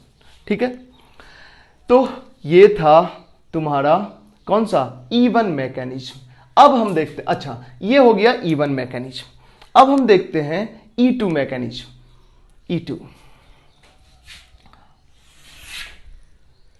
E2 मतलब मैकेनिज्म 2। सॉरी, इधर तो हम लिखे हुए हैं ही, तो इसको हटाओ और यहां पे लिखो मैकेनिज्म 2। इसमें क्या होगा, जो सबस्ट्रेट है, जो भी सबस्ट्रेट हमने लिया है, जो बेस आएगा, बेस यहाँ पे जो H है या यहाँ पे जो H है, बेस आएगा यहाँ से H+ ले जाएगा और सेम ही स्टेप में लिविंग ग्रुप बाहर हो जाएगा। यहाँ बेस पहले लिविंग ग्रुप निकला था, देन बेस H+ को ले गया था। बट अगर सेम ही स्टेप में, एक ही स्टेप में बेस का H+ का ले जाना, X- का निकलना और यहाँ पे डबल बॉन्ड कैरेक्टर आना, ये तीनों अगर एक ही स्टेप में हुआ तो फिर एक ही स्टेप में देखो क्या बन जाएगा, ये बन जाएगा यहां से BH निकल गया प्लस BH और प्लस X-। अगर इस तरह से रिएक्शन हुआ तो बताओ, जब एक ही स्टेप में रिएक्शन हुआ है तो इसका यही होगा आरडीएस, और अगर यही आरडीएस होगा तो रेट ऑफ रिएक्शन क्या होगा, आरओआर क्या होगा, के time concentration of substrate and concentration of base भी। क्यों? क्योंकि आरडीएस में ये भी इन्वॉल्व है, ये भी इन्वॉल्व है, तो दोनों के कंसंट्रेशन पे रेट ऑफ रिएक्शन डिपेंड करेगा। ये तो रेट कांस्टेंट है, सबस्टेट इनटू बेस। थोड़ा सा शॉर्टकट लिया है क्योंकि सब्स्टिट्यूशन में हमने ये चीजें बता दिया है। अब तुम बताओ, इस केस में अगर हम बात करें, इस केस में मोलेकुलरिटी क्या है, मोलेकुलरिटी क्या है? मोलेकुलरिटी किसी भी रिएक्शन का होता है, उसका जो आरडीएस में है, उसमें किसी भी रिएक्शन का आरडीएस में नंबर ऑफ मोलेकुल जो इन्वॉल्व होता है उसी को मोलेकुलरिटी बोलते हैं। आरडीएस में रिएक्टेंट का 2 मोलेकुल इन्वॉल्व है, इसलिए मोलेकुलरिटी कितना होगा, 2 होगा। किसी भी रिएक्शन के आरडीएस में रिएक्टेंट का जितना मोल इन्वॉल्व होता है उसको बोलते हैं मोलेकुलरिटी। मतलब इस रिएक्शन का मोलेकुलरिटी, रिएक्टेंट में 2 मोलेकुल इन्वॉल्व है, इसलिए मोलेकुलरिटी 2। डिटेल मोलेकुलरिटी पे बात करेंगे इलेक्ट्रोफिलिक एरोमेटिक सब्स्टिट्यूशन में, क्योंकि डिटेल मोलेकुलरिटी पे हम बात करेंगे केमिकल काइनेटिक्स जब पढ़ेंगे 12th में, तब ये थोड़ा बड़ा टॉपिक है मोलेकुलरिटी, वहां पे डिटेल बात करेंगे। अब देखो, मोलेकुलरिटी 2 है और चूंकि ये इलिमिनेशन रिएक्शन है, अगर इस तरह से रिएक्शन हुआ तो हम बोलेंगे इलिमिनेशन, बाई मोलेकुलर इलिमिनेशन। 2 का मतलब bimolecular, molecular molecularity, bimolecular elimination. मतलब सिंगल स्टेप में अगर इलिमिनेशन हो तो bimolecular elimination, single step में अगर सब्स्टिट्यूशन हो तो bimolecular nucleophilic substitution, 2 step में अगर इलिमिनेशन हो तो इवन 2 स्टेप में अगर, या एक से ज्यादा स्टेप में अगर, मतलब इस तरह का मैकेनिज्म अगर हो तो इवन बोलेंगे, और इसी के करस्पॉन्डिंग 2 स्टेप में अगर सब्स्टिट्यूशन होता है तो उसको क्या बोलते हैं, SN1। मतलब ये है यूनिमोलेकुलर इलिमिनेशन, और पहले पढ़े थे यूनिमोलेकुलर सब्स्टिट्यूशन। ठीक है, यहां पे अगर हम बात करें या इस एक्सप्रेशन को देख के बात करें, बताओ टेम्परेचर बढ़ाने पे K बढ़ेगा, K बढ़ेगा मतलब R बढ़ेगा। ठीक है, अगर सबस्ट्रेट का कंसंट्रेशन बढ़ाते हैं, सबस्ट्रेट का कंसंट्रेशन बढ़ाते हैं तब भी R बढ़ता है। बेस का कंसंट्रेशन बढ़ाते हैं, बेस का कंसंट्रेशन बढ़ाते हैं तब भी R बढ़ता है। लेकिन इवन में हमने देखा है बेस का कंसंट्रेशन बढ़ाते हैं तो रेट पे कोई इफेक्ट नहीं होता है। ये था कौन, E1, और ये था E2। अब एक और चीज देख लेते हैं जो बड़ा इंपॉर्टेंट है, जरा गौर करना। हम इसको मिटाएंगे और इसको भी मिटाएंगे, तुम इसको पॉज करके लिख लो।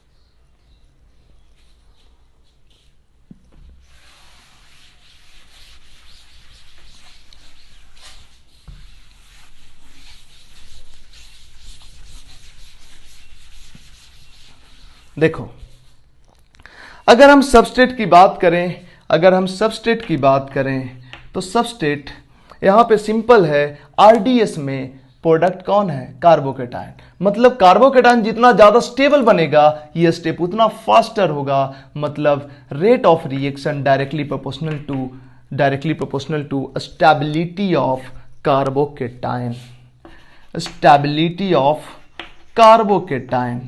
इसका मतलब बताओ, इसका एलिमिनेशन ज्यादा आसान होगा, इसका एलिमिनेशन ज्यादा आसान होगा, इसका एलिमिनेशन ज्यादा आसान होगा, या इसका एलिमिनेशन ज्यादा आसान होगा। सिंपल फंडा है, इसका तो एलिमिनेशन होगा ही नहीं, क्योंकि जिस कार्बन से X निकलता है उसके बगल वाला कार्बन से H निकलना होता है, इसके बगल वाला कार्बन तो कोई है नहीं। तो ये तो हमने गलत लिखा, ये कभी भी एलिमिनेशन देगा ही नहीं, ये जब देगा जब सब्स्टिट्यूशन देगा। तो इसको हटा दो। अब जरा गौर करो, यहां से x निकलेगा, यहां से h निकलेगा, यहां से x निकलेगा, यहां से h निकलेगा, या ऊपर से निकले या ऊपर से निकले, यहां से x निकलेगा, यहां से h निकलेगा। अब बताओ ये सब में कार्बोकेटायन, इसका कार्बोकेटायन बना ये, इसका कार्बोकेटायन बना ये, और इसका कार्बोकेटायन बना ये। बताओ इस तीनों में स्टेबिलिटी किसका ज्यादा? इधर वाले का स्टेबिलिटी ज्यादा। तो जिसका कार्बोकेटायन ज्यादा स्टेबल, ये अगर ज्यादा स्टेबल बना तो ये जल्दी जल्दी होगा, इसका मतलब है कि इसका रेट ज्यादा। तो इस तीनों में रेट किसका ज्यादा? पहले वाले का ज्यादा, देन सेकंड का, देन थर्ड का। इसका क्या मतलब हुआ? जो E1 SN1 का रेट, SN1 के लिए जो सबस्ट्रेट SN1 जो सबस्ट्रेट ज्यादा आसानी से कराता था, वही सबस्ट्रेट SN2 भी, वही सबस्ट्रेट जो सबस्ट्रेट SN1 आसानी से कराता था, वही सबस्ट्रेट E1 भी आसानी से कराया। ठीक है, इसको हम मिटाते हैं और डायरेक्ट लिख देते हैं हम कि सबस्ट्रेट कैसा चाहिए? सबस्ट्रेट चाहिए 3 डिग्री, क्योंकि इसका कार्बोकेटायन ज्यादा stable, then 2 degree, then 1 degree. ठीक है, अब देखो इसके लिए सबस्ट्रेट कैसा चाहिए ये समझना, ये बड़ा इंपॉर्टेंट है, ध्यान देना। यहां पे क्या होता है कि एक ही स्टेप में इससे ये बन जाता है। तो जरा ट्रांजिशन स्टेट बनाओ। ट्रांजिशन स्टेट क्या होगा? ट्रांजिशन स्टेट होगा, यहां जो X है ये निकलता जाएगा, यहां जो H है ये भी निकलता जाएगा, और यहां पे डबल बॉन्ड कैरेक्टर साइमल्टेनियसली बनता जाएगा। यही ना होगा? अब जरा गौर करो, यहां पे डबल बॉन्ड कैरेक्टर, ये X, यहां से H प्लस निकलता जाएगा। यहां देखो इधर कौन है? यहां जो बेस है, बेस इसको निकालता जाएगा, और अगर कंप्लीटली निकाल लिया तो बेस पे निगेटिव चार्ज खत्म हो जाएगा। पार्शियली निकाला है तो यहां पे माइनस डेल्टा हो जाएगा। ये x माइनस कंप्लीटली निकल गया तो -1 हो जाएगा। पार्शियली निकला इसका मतलब यहां पे माइनस डेल्टा हो जाएगा। मेरे को बताओ जरा, इस बॉन्ड का टूटना, इस बॉन्ड का टूटना, और यहां पे डबल बॉन्ड कैरेक्टर आना, ये तीनों एक साथ हो रहा है। अब ये ट्रांजिशन स्टेट कब स्टेबल होगा?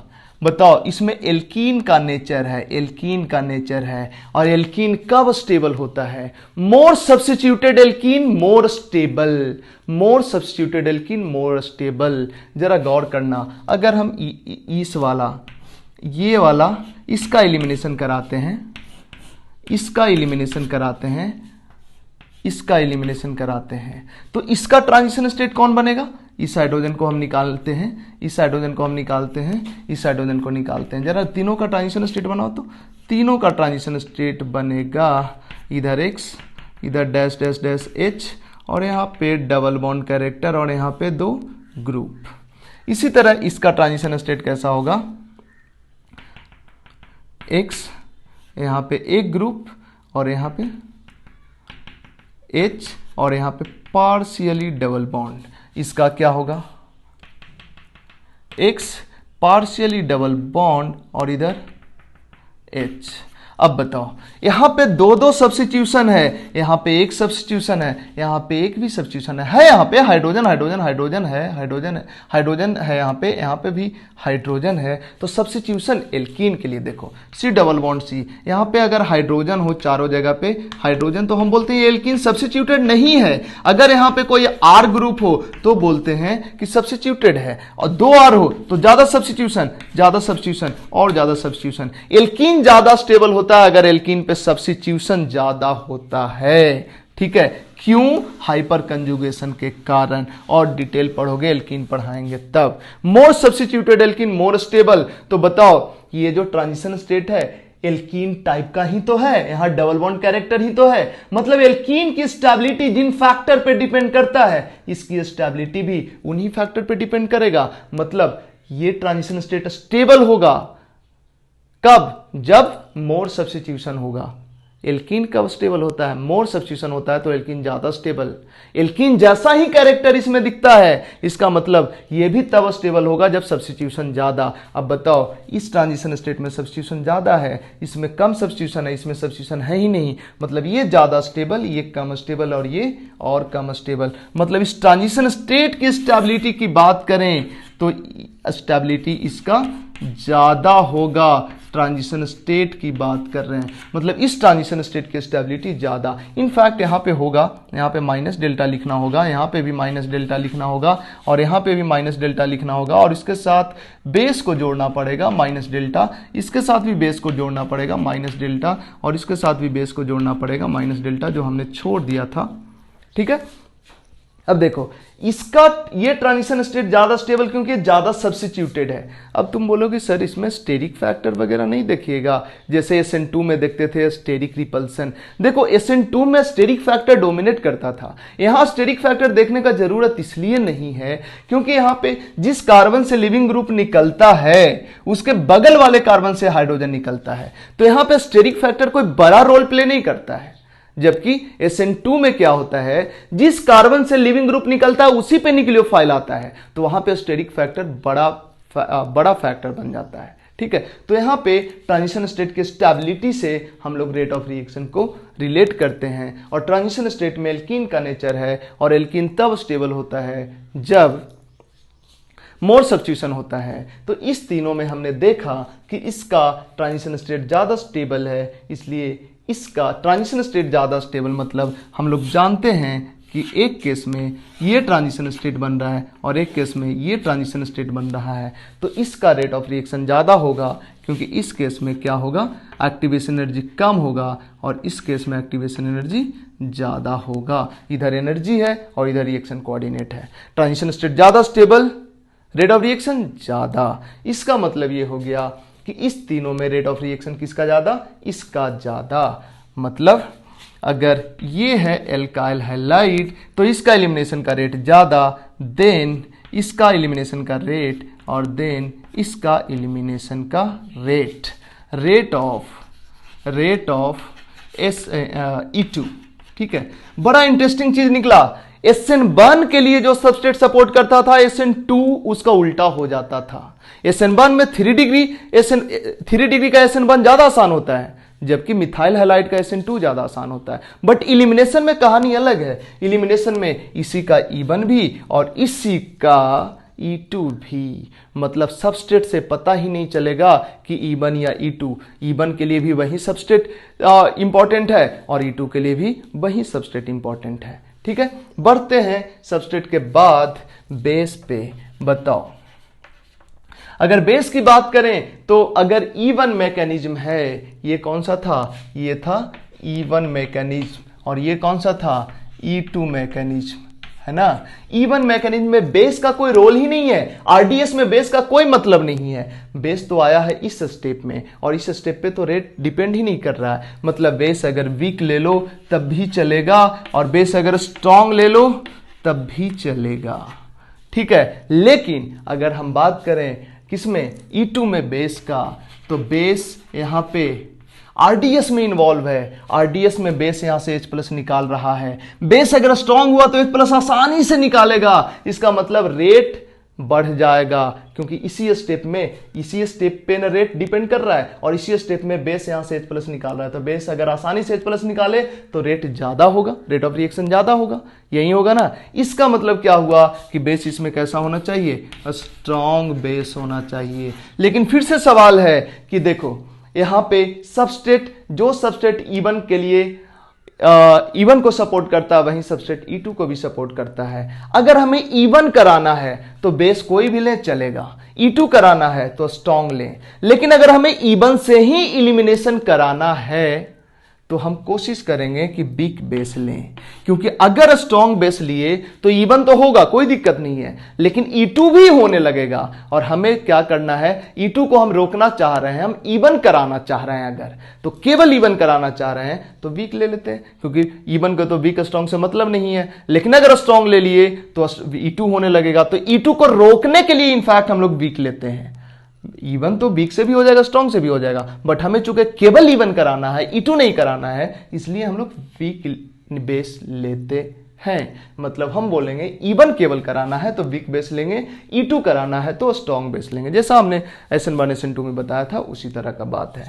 लिविंग ग्रुप की बात है तो लिविंग ग्रुप सिंपल, यहां RDS में लिविंग ग्रुप निकल रहा है, यहां भी RDS में लिविंग ग्रुप निकल रहा है, लेकिन यहां केवल लिविंग ग्रुप निकल रहा है और यहां पे लिविंग ग्रुप के साथ साथ बेस H+ को ले जा रहा है। मतलब अगर ये लिविंग ग्रुप बहुत बढ़िया नहीं भी हुआ तो बेस अगर यहां से H+ ले जाने लगा, यहां पे निगेटिव चार्ज बनने लगा, तो ये निगेटिव चार्ज इसको फोर्स करके भी बाहर निकालना चाहेगा ना यहाँ का निगेटिव चार्ज। ये H+ थोड़ा निकला, यहाँ पे माइनस डेल्टा बना, अब ये माइनस डेल्टा चाहेगा ना कि यहाँ प्लस डेल्टा बन जाए ताकि बॉन्ड बना ले, और यहाँ प्लस डेल्टा बनाने के चक्कर में इसको फोर्स करके बाहर, ये निगेटिव यहाँ वाला निगेटिव चार्ज इसको फोर्स करके बाहर करने का कोशिश करेगा। मतलब इसको तो निकालना, ये निकलेगा कि नहीं निकलेगा, इसके निकलने में कहीं ना कहीं इसका रोल भी है, बट इसके निकलने में किसी का रोल नहीं है। मतलब यहां पे लिविंग ग्रुप ज्यादा बढ़िया होना चाहिए, यहां थोड़ा खराब भी रहा तो इसके कारण ये निकल जाएगा। मतलब इसमें लिविंग ग्रुप एक्सीलेंट होना चाहिए, एक्सीलेंट होना चाहिए, और यहां पे लिविंग ग्रुप गुड होना चाहिए। ठीक है, ये था E1 वर्सेस E2। अब हम देख लेते हैं स्टीरियोकेमिस्ट्री E1 में और E2 में, दोनों का स्टीरियोकेमिस्ट्री देख लेते हैं। बस पॉज करके इसको लिख लो।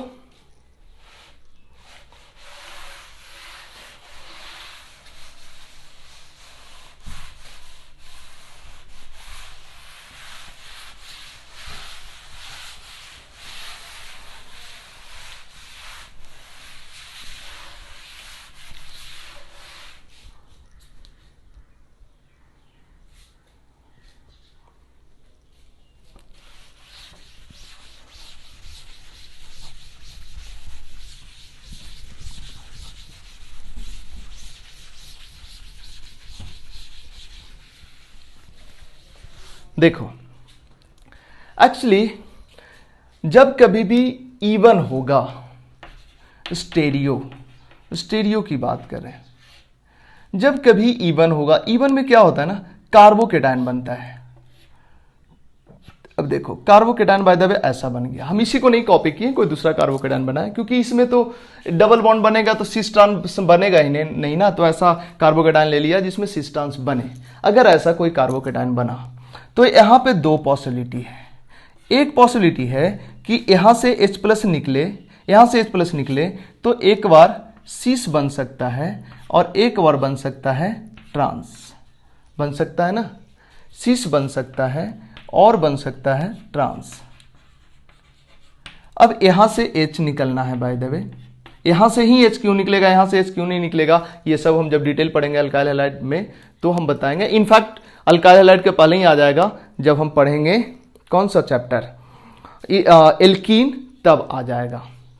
यहां से भी H निकल सकता है, यहां से भी H निकल सकता है, हम फिलहाल यहां से H निकाल रहे हैं। यहां से कब निकलेगा और यहां से कब निकलेगा ये पढ़ेंगे हम एल्कीन में।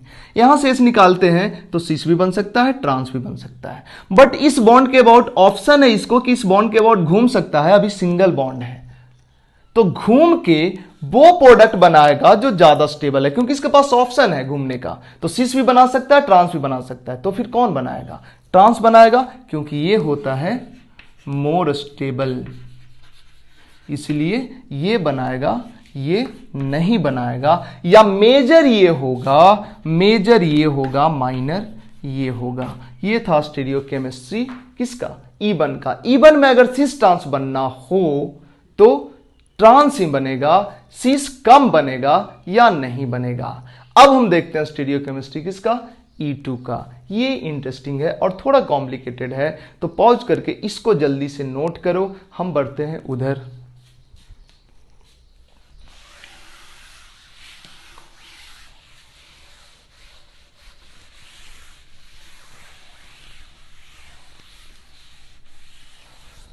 देखो E2 में क्या होता है समझना, E2 में होता क्या है, ये है बाय द वे H, ठीक है, और ये है X। हमने बोला कि H का निकलना और X का निकलना क्या होता है, एक ही साथ होता है, एक ही साथ होता है ना। एक ही साथ होता है दोनों का निकलना। मतलब सॉरी, ये क्या कर दिया हमने, देखो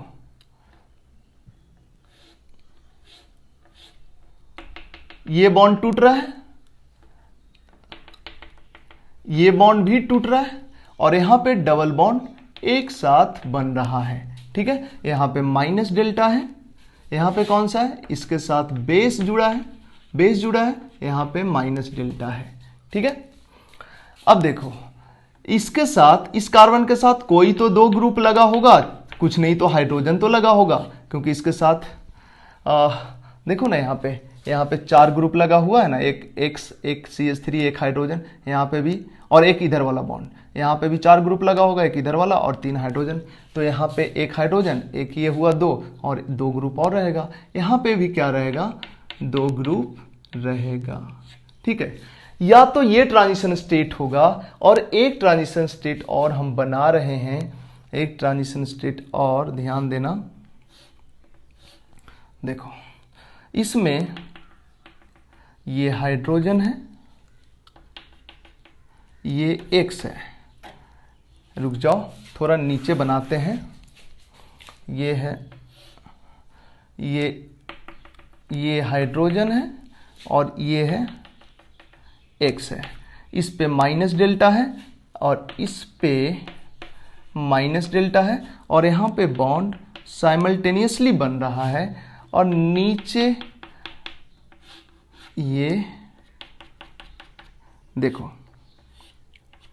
ठीक है, देखो हमने दो केसेस लिया है, हालांकि केसेस और भी पॉसिबल है। देखो हमने इस तरह से अरेंज किया है ना कि X है, कार्बन है, कार्बन है, हाइड्रोजन है, ये चारों का चारों एक प्लेन में है, मतलब कोप्लेनर है, कोप्लेनर।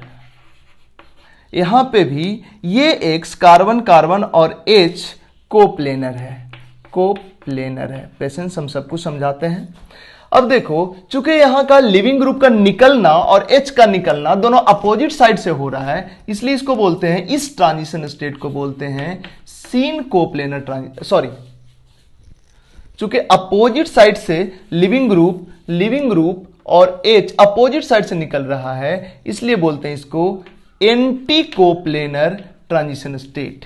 और यहां पे लिविंग ग्रुप और H सेम साइड से निकल रहा है, इसलिए इसको बोलते हैं सीन कोप्लेनर। ये जो ट्रांजिशन स्टेट है इसको बोलते हैं सीन कोप्लेनर ट्रांजिशन स्टेट। ठीक है, कुछ देर के लिए मान लो कि ये इससे इसमें कन्वर्ट होना दो ही ट्रांजिशन स्टेट से पॉसिबल है, एक सीन कोप्लेनर ट्रांजिशन स्टेट और एक एंटी कोप्लेनर ट्रांजिशन स्टेट। मतलब कोप्लेनर इसको मतलब हैलोजन, लिविंग ग्रुप, हाइड्रोजन और दोनों कार्बन को कोप्लेनर होना जरूरी है। मान लो कुछ देर के लिए, क्यों जरूरी है ये भी हम बताएंगे आज के लेक्चर में। तो यहां ये पॉसिबिलिटी है कि इस तरह से कोप्लेनर होए या इस तरह से कोप्लेनर होए, और कोई पॉसिबिलिटी नहीं है कोप्लेनर होने का, या तो सीन फैशन में कोप्लेनर होए या एंटी फैशन में कोप्लेनर होए। ठीक है, अब देखो क्या होगा। अब ये इसको बोलते हैं बाय द वे TS1 और इसको बोलते हैं TS2, मतलब transition state 1 and transition state 2। इससे इसमें कन्वर्ट होना वाया ट्रांजिशन स्टेट 1 या वाया ट्रांजिशन स्टेट 2। हम देख लेते हैं दोनों में स्टेबल कौन ज्यादा। ध्यान देना, इसमें लिविंग ग्रुप और बेस दोनों एक ही साइड में है। इसका मतलब ये बॉन्ड इतना बड़ा थोड़ा होगा, छोटा बॉन्ड होगा ना, तो ये दोनों क्लोज होगा ना, तो इसके बीच में स्टेरिक रिपल्सन भी होगा। तो अगर हम बात करें स्टेरिक रिपल्सन का, स्टेरिक फैक्टर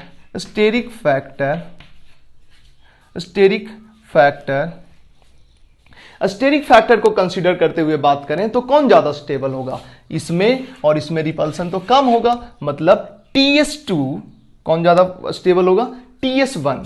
स्टेरिक फैक्टर को कंसीडर करें तो TS1 ज्यादा स्टेबल होगा TS2 से। और अगर हम इलेक्ट्रॉनिक फैक्टर को देखें तो देखो कौन ज्यादा स्टेबल। इलेक्ट्रॉनिक फैक्टर क्या, स्टेरिक फैक्टर तो समझ में आया, बल्किनेस के कारण। इलेक्ट्रॉनिक फैक्टर क्या है, गौर करना।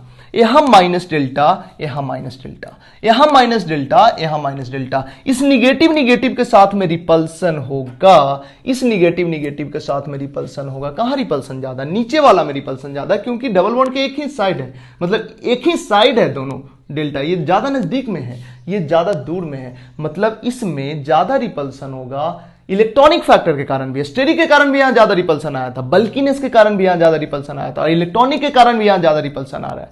मतलब इलेक्ट्रॉनिक के फैक्टर के कारण भी TS1 में कम रिपल्सन, मतलब ज्यादा स्टेबल होगा TS2 के रिस्पेक्ट में। ये क्या चीज का ऑर्डर है? स्टेबिलिटी का। स्टेरिक फैक्टर के कारण भी ये ज्यादा स्टेबल, इलेक्ट्रॉनिक फैक्टर के कारण भी यही ज्यादा स्टेबल। मतलब ओवरऑल ट्रांजिशन स्टेट 1 ज्यादा स्टेबल, मतलब स्टेबिलिटी जो हुआ TS1 का ज्यादा स्टेबल है TS2 से। इसका मतलब इससे अगर इसमें जाना है तो ये वाया TS1 जाएगा, ना कि TS2 जाएगा। क्यों बताओ? अगर कोई रिएक्शन होना है और एक ही दो रिएक्टेंट से प्रोडक्ट जाने के लिए दो ट्रांजिशन स्टेट बन सकता है, तो कौन से ट्रांजिशन स्टेट के थ्रू रिएक्शन होगा जिसमें रेट ऑफ रिएक्शन ज्यादा होगा, उसी के थ्रू ना प्रोडक्ट बनेगा। मतलब जिसका, ध्यान फिर से हम बोल रहे हैं, दो ट्रांजिशन स्टेट, एक TS कौन है? TS1 ज्यादा स्टेबल है ना, तो TS1 नीचे रहेगा, TS1, और TS2 ऊपर रहेगा। तो बताओ इसका एक्टिवेशन एनर्जी कम है और ऊपर वाले का एक्टिवेशन एनर्जी ज्यादा है, तो कम एक्टिवेशन एनर्जी के थ्रू ही प्रोडक्ट बनेगा, ज्यादा स्टेबल ट्रांजिशन स्टेट के थ्रू प्रोडक्ट बनेगा। मतलब जो कोई भी प्रोडक्ट बनेगा एंटी कोप्लेनर ट्रांजिशन स्टेट के थ्रू ही बनेगा।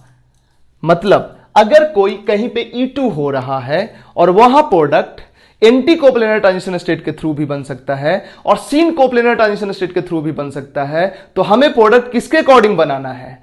एंटी कोप्लेनर ट्रांजिशन स्टेट के थ्रू बनाना है, क्योंकि उसका एक्टिवेशन एनर्जी कम होगा, क्योंकि एंटी कोप्लेनर ट्रांजिशन स्टेट ज्यादा स्टेबल होता है। बट अगर किसी पार्टिकुलर केस में एंटी कोप्लेनर ट्रांजिशन स्टेट बन ही ना पाए, इसका एग्जांपल हम बताएंगे, एल्कीन पढ़ाएंगे, तो अगर किसी पार्टिकुलर केस में एंटी कोप्लेनर ट्रांजिशन स्टेट बन ही ना पाए, बने तो बने सिन ही, तो वैसे केस में प्रोडक्ट बनेगा सिन कोप्लेनर ट्रांजिशन स्टेट से ही बनेगा, भले उसका रेट ऑफ रिएक्शन कम होगा, क्योंकि उसका एक्टिवेशन एनर्जी ज्यादा होता है। ऐसा एग्जांपल है जिसमें सिन कोप्लेनर ट्रांजिशन स्टेट बनता है, एंटी कोप्लेनर ट्रांजिशन स्टेट बन ही नहीं पाता है, तो वैसे केस में सिन से ही प्रोडक्ट बनेगा। लेकिन अगर जहां syn coplanar transition state and anti coplanar transition state दोनों पॉसिबिलिटी हो, वहां major product anti coplanar transition state से ही बनेगा। अब हम बात कर रहे हैं कि ट्रांजिशन स्टेट को कोप्लेनर होना ही जरूरी क्यों था। ये और इस चारों को कोप्लेनर होना ही जरूरी क्यों था? क्योंकि E2 मैकेनिज्म में होता क्या है, इस H का निकलना और लिविंग ग्रुप का निकलना और यहां का डबल बॉन्ड का बनना, ये तीनों एक साथ होता है। ये तीनों एक साथ तभी पॉसिबल है जब ये चार एटम या ये चार एटम एक ही प्लेन में हो, तभी ये पॉसिबल है, अदरवाइज ये पॉसिबल नहीं है। क्यों? ये चारों एक ही प्लेन में रहेगा, तभी इस दोनों बॉन्ड का टूटना और इसका बनना, इस दोनों बॉन्ड का टूटना और इसका बनना पॉसिबल है। देखते हैं, पॉज करके इसको लिखो, हम इसको मिटाते हैं।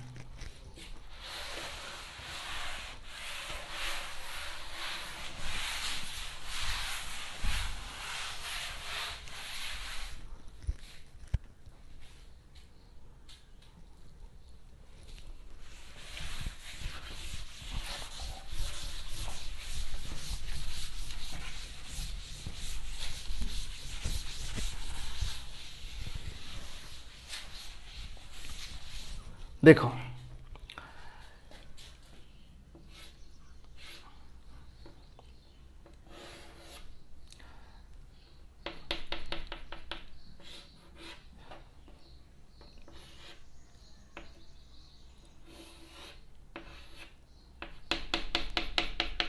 हम एंटी कोप्लेनर ट्रांजिशन स्टेट को दिखा रहे हैं। यहां से हैलोजन था ना, हैलोजन का p ऑर्बिटल, और यहां पे हाइड्रोजन का s ऑर्बिटल, यही है।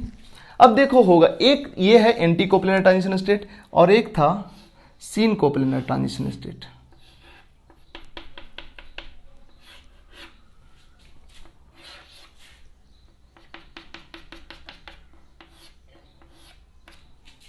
इसके साथ हाइड्रोजन का बनिश और इसके साथ सिट, है ना। ये है हेलोजन, इधर ये हेलोजन। देखो होता क्या है, जब ये दोनों का ना पैरेलल होना जरूरी है। अच्छा इसका छोटा लोब इधर। होता क्या है, ये H प्लस निकल रहा होता है और ये हेलोजन निकल रहा होता है और साइमल्टेनियसली ये इसके साथ और ये इसके साथ ओवरलैप कर रहा होता है। यहां भी ये X माइनस निकल रहा होता है और ये H प्लस निकल रहा होता है, साइमल्टेनियसली ये ओवरलैप कर रहा होता है। और फाइनली ये धीरे धीरे ये दोनों ऐसे देखो पैरेलल तो है ही, ये धीरे धीरे p ऑर्बिटल में कन्वर्ट हो जाता है, p ऑर्बिटल में कन्वर्ट हो जाता है और ये दोनों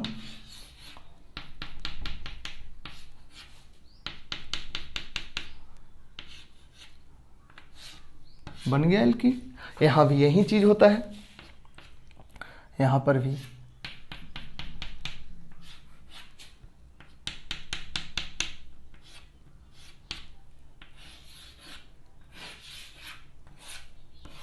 बन गया एल्कीन। नहीं तो ये कब पॉसिबल है कि इधर निकलते भी जाए और इधर बॉन्ड टूटता भी जाए और इधर बनता भी जाए, जब इधर पैरेलल हो तभी। ये कब पॉसिबल है कि इधर बॉन्ड टूटता भी जाए, इधर बॉन्ड टूटता भी जाए और इधर बनता भी जाए, जब ये दोनों जब ये और ये कोप्लेनर हो तभी। यहां भी ये दोनों, ये बॉन्ड बनता जाएगा, ये टूटता जाएगा तभी, जब ये X कार्बन और H कोप्लेनर हो तभी। कहने का मतलब ये ऑर्बिटल और ये ऑर्बिटल पैरेलल होना, एक ही प्लेन में होना चाहिए। ये ऑर्बिटल और ये इतना एक ही प्लेन में होना चाहिए। यहां भी देखो इतना एक ही प्लेन में होगा, तभी ऐसा होगा कि ये टूटेगा और इधर बॉन्ड भी बनेगा। ठीक है, अब इसको समझाते हैं हम एक पेन से मॉडल बना के। देखो ये कार्बन कार्बन बॉन्ड है और इधर हाइड्रोजन है और इधर हेलोजन है। एंटी कोप्लेनर ट्रांजिशन स्टेट की बात कर रहे हैं हम। इधर एक ग्रुप है, इधर एक ग्रुप है, यहां भी एक ग्रुप है, यहां भी एक ग्रुप है। इस तरह से एंटी कोप्लेनर ट्रांजिशन स्टेट।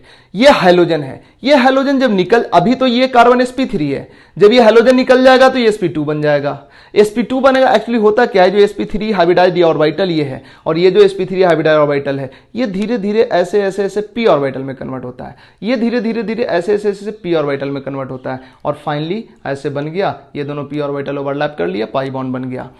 ये सीन को प्लेनर भी हो अगर तो ये sp3 हाइब्रिडाइज्ड ऑर्बिटल है, हेलोजन वाला। हेलोजन जिसके साथ ओवरलैप किया, कार्बन का sp3 हाइब्रिडाइज्ड ऑर्बिटल जिसके साथ हेलोजन ओवरलैप किए हुए, कार्बन का sp3 हाइब्रिडाइज्ड ऑर्बिटल जिसके साथ हाइड्रोजन ओवरलैप किए हुए। ये हेलोजन ऐसे निकल रहा है, ये हाइड्रोजन ऐसे निकल रहा है और ये जो sp3 हाइब्रिडाइज्ड ऑर्बिटल है और ये जो sp3 हाइब्रिडाइज्ड ऑर्बिटल है, दोनों धीरे धीरे p में कन्वर्ट होगा, और p फिर ओवरलैप कर लिया।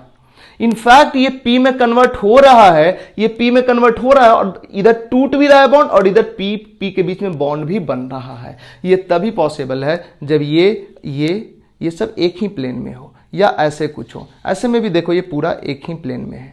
ठीक है, अगर सोचो यहां का जो हाइड्रोजन है ऐसे है और यहां का जो हेलोजन है ऐसे है, तो इस केस में जब ये यहां से हेलोजन निकल के ये sp3 hybridised orbital p orbital में कन्वर्ट होगा तो ऐसे हो जाएगा, और ये यहां से हाइड्रोजन निकल के जब ये लोन पेयर वाला ऑर्बिटल p ऑर्बिटल में कन्वर्ट होगा तो ये ऐसे हो जाएगा। अब ये p ऑर्बिटल और ये p ऑर्बिटल ओवरलैप नहीं कर सकता है, इसको घूम के ओवरलैप करना पड़ेगा। ठीक है, मतलब ये हो सकता है कि इधर से हाइड्रोजन निकल जाए, इधर से X माइनस निकल जाए, और बाद घूम के ओवरलैप करे, बट उसको तो E2 नहीं बोलते ना। E2 में होता क्या है, लिविंग ग्रुप का निकलना, H का निकलना और लिविंग ग्रुप का निकलना एक साथ होता है ना। इसका मतलब ये देखो, लिविंग ग्रुप का निकलना और H का निकलना एक साथ होता है।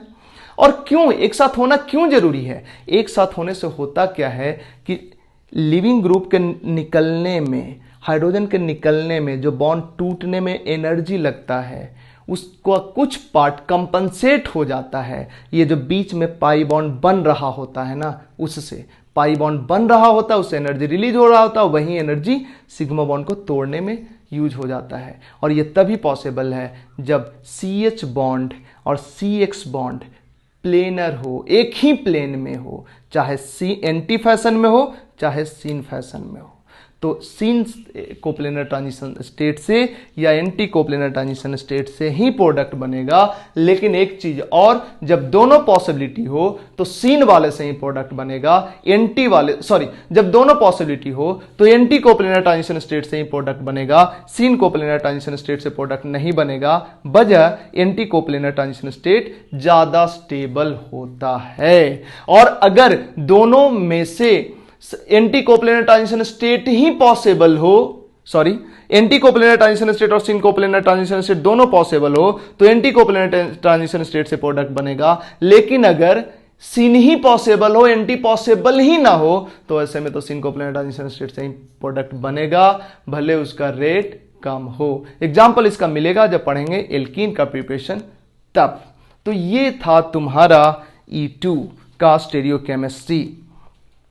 ओवरऑल कंक्लूजन की बात करें तो हमने देखा था SN1, SN2, E1 और E2। SN1 में हमने देखा था कि SN1 में हमने देखा था कि 3 डिग्री अल्काइल हैलाइड का SN1 बढ़िया होता था। SN2 में हमने देखा था 1 डिग्री अल्काइल हैलाइड या मिथाइल हैलाइड का SN2 बढ़िया होता है। इसी तरह से अगर हम न्यूक्लियोफाइल की बात करें तो SN1 के लिए वीक न्यूक्लियोफाइल चाहिए, SN2 के लिए स्ट्रॉन्ग न्यूक्लियोफाइल चाहिए। अगर हम बात करें लिविंग ग्रुप का तो SN1 के लिए एक्सीलेंट लिविंग ग्रुप और SN2 के लिए गुड लिविंग ग्रुप चाहिए। सोलवेंट का इफेक्ट हमने नहीं बताया था, जो हम बताएंगे अल्काइल हैलाइड पढ़ाएंगे तब। इसके बाद हमने E1 वर्सेस E1 E2 देखा। E1 में 3 डिग्री अल्काइल हैलाइड चाहिए, E2 में भी 3 डिग्री अल्काइल हैलाइड चाहिए।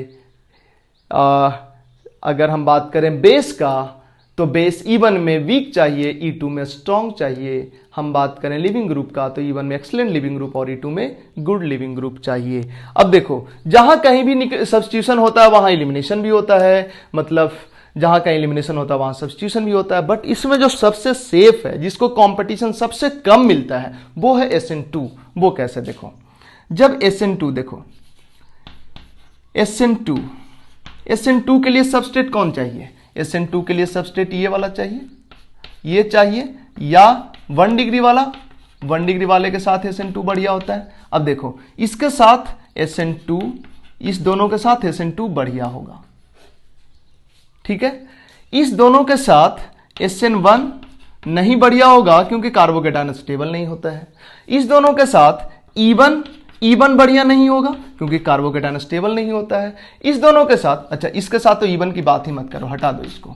एलिमिनेशन के साथ तो इसका कोई कंपटीशन ही नहीं है। ऐसा लेते हैं जिसमें सब्स्टिट्यूशन भी हो सकता है, एलिमिनेशन भी हो सकता है। तो इसका SN2 होगा क्योंकि 1 डिग्री कार्बोकेटायन स्टेबल होता है, तो SN1 नहीं होगा। SN2 इसलिए होगा क्योंकि यहां पे हिंड्रेंस कम मिलेगा, जब न्यूक्लियोफाइल अटैक करेगा तो एक ही R ग्रुप है, तो इसका SN2 होगा।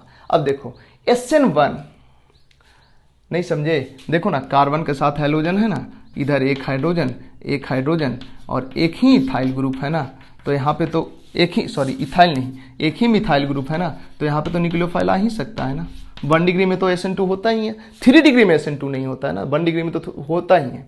तो SN2 होगा। SN1 नहीं होगा क्योंकि इसका कार्बोकेटायन अनस्टेबल, E1 नहीं होगा क्योंकि इसका कार्बोकेटायन अनस्टेबल, और E2 भी नहीं होगा।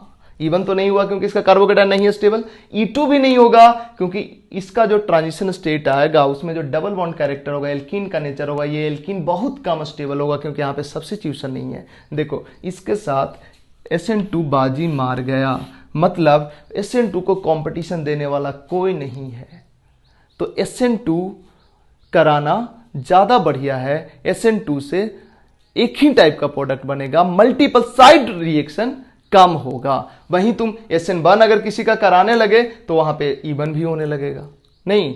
तो आगे हम देखेंगे SN1 versus E1, SN2 versus, मतलब ये सबके बीच में कंपैरिजन हम देखेंगे जब पढ़ेंगे एल्काइल हैलाइड तब। अभी के लिए इतना ही ठीक है, ठीक है।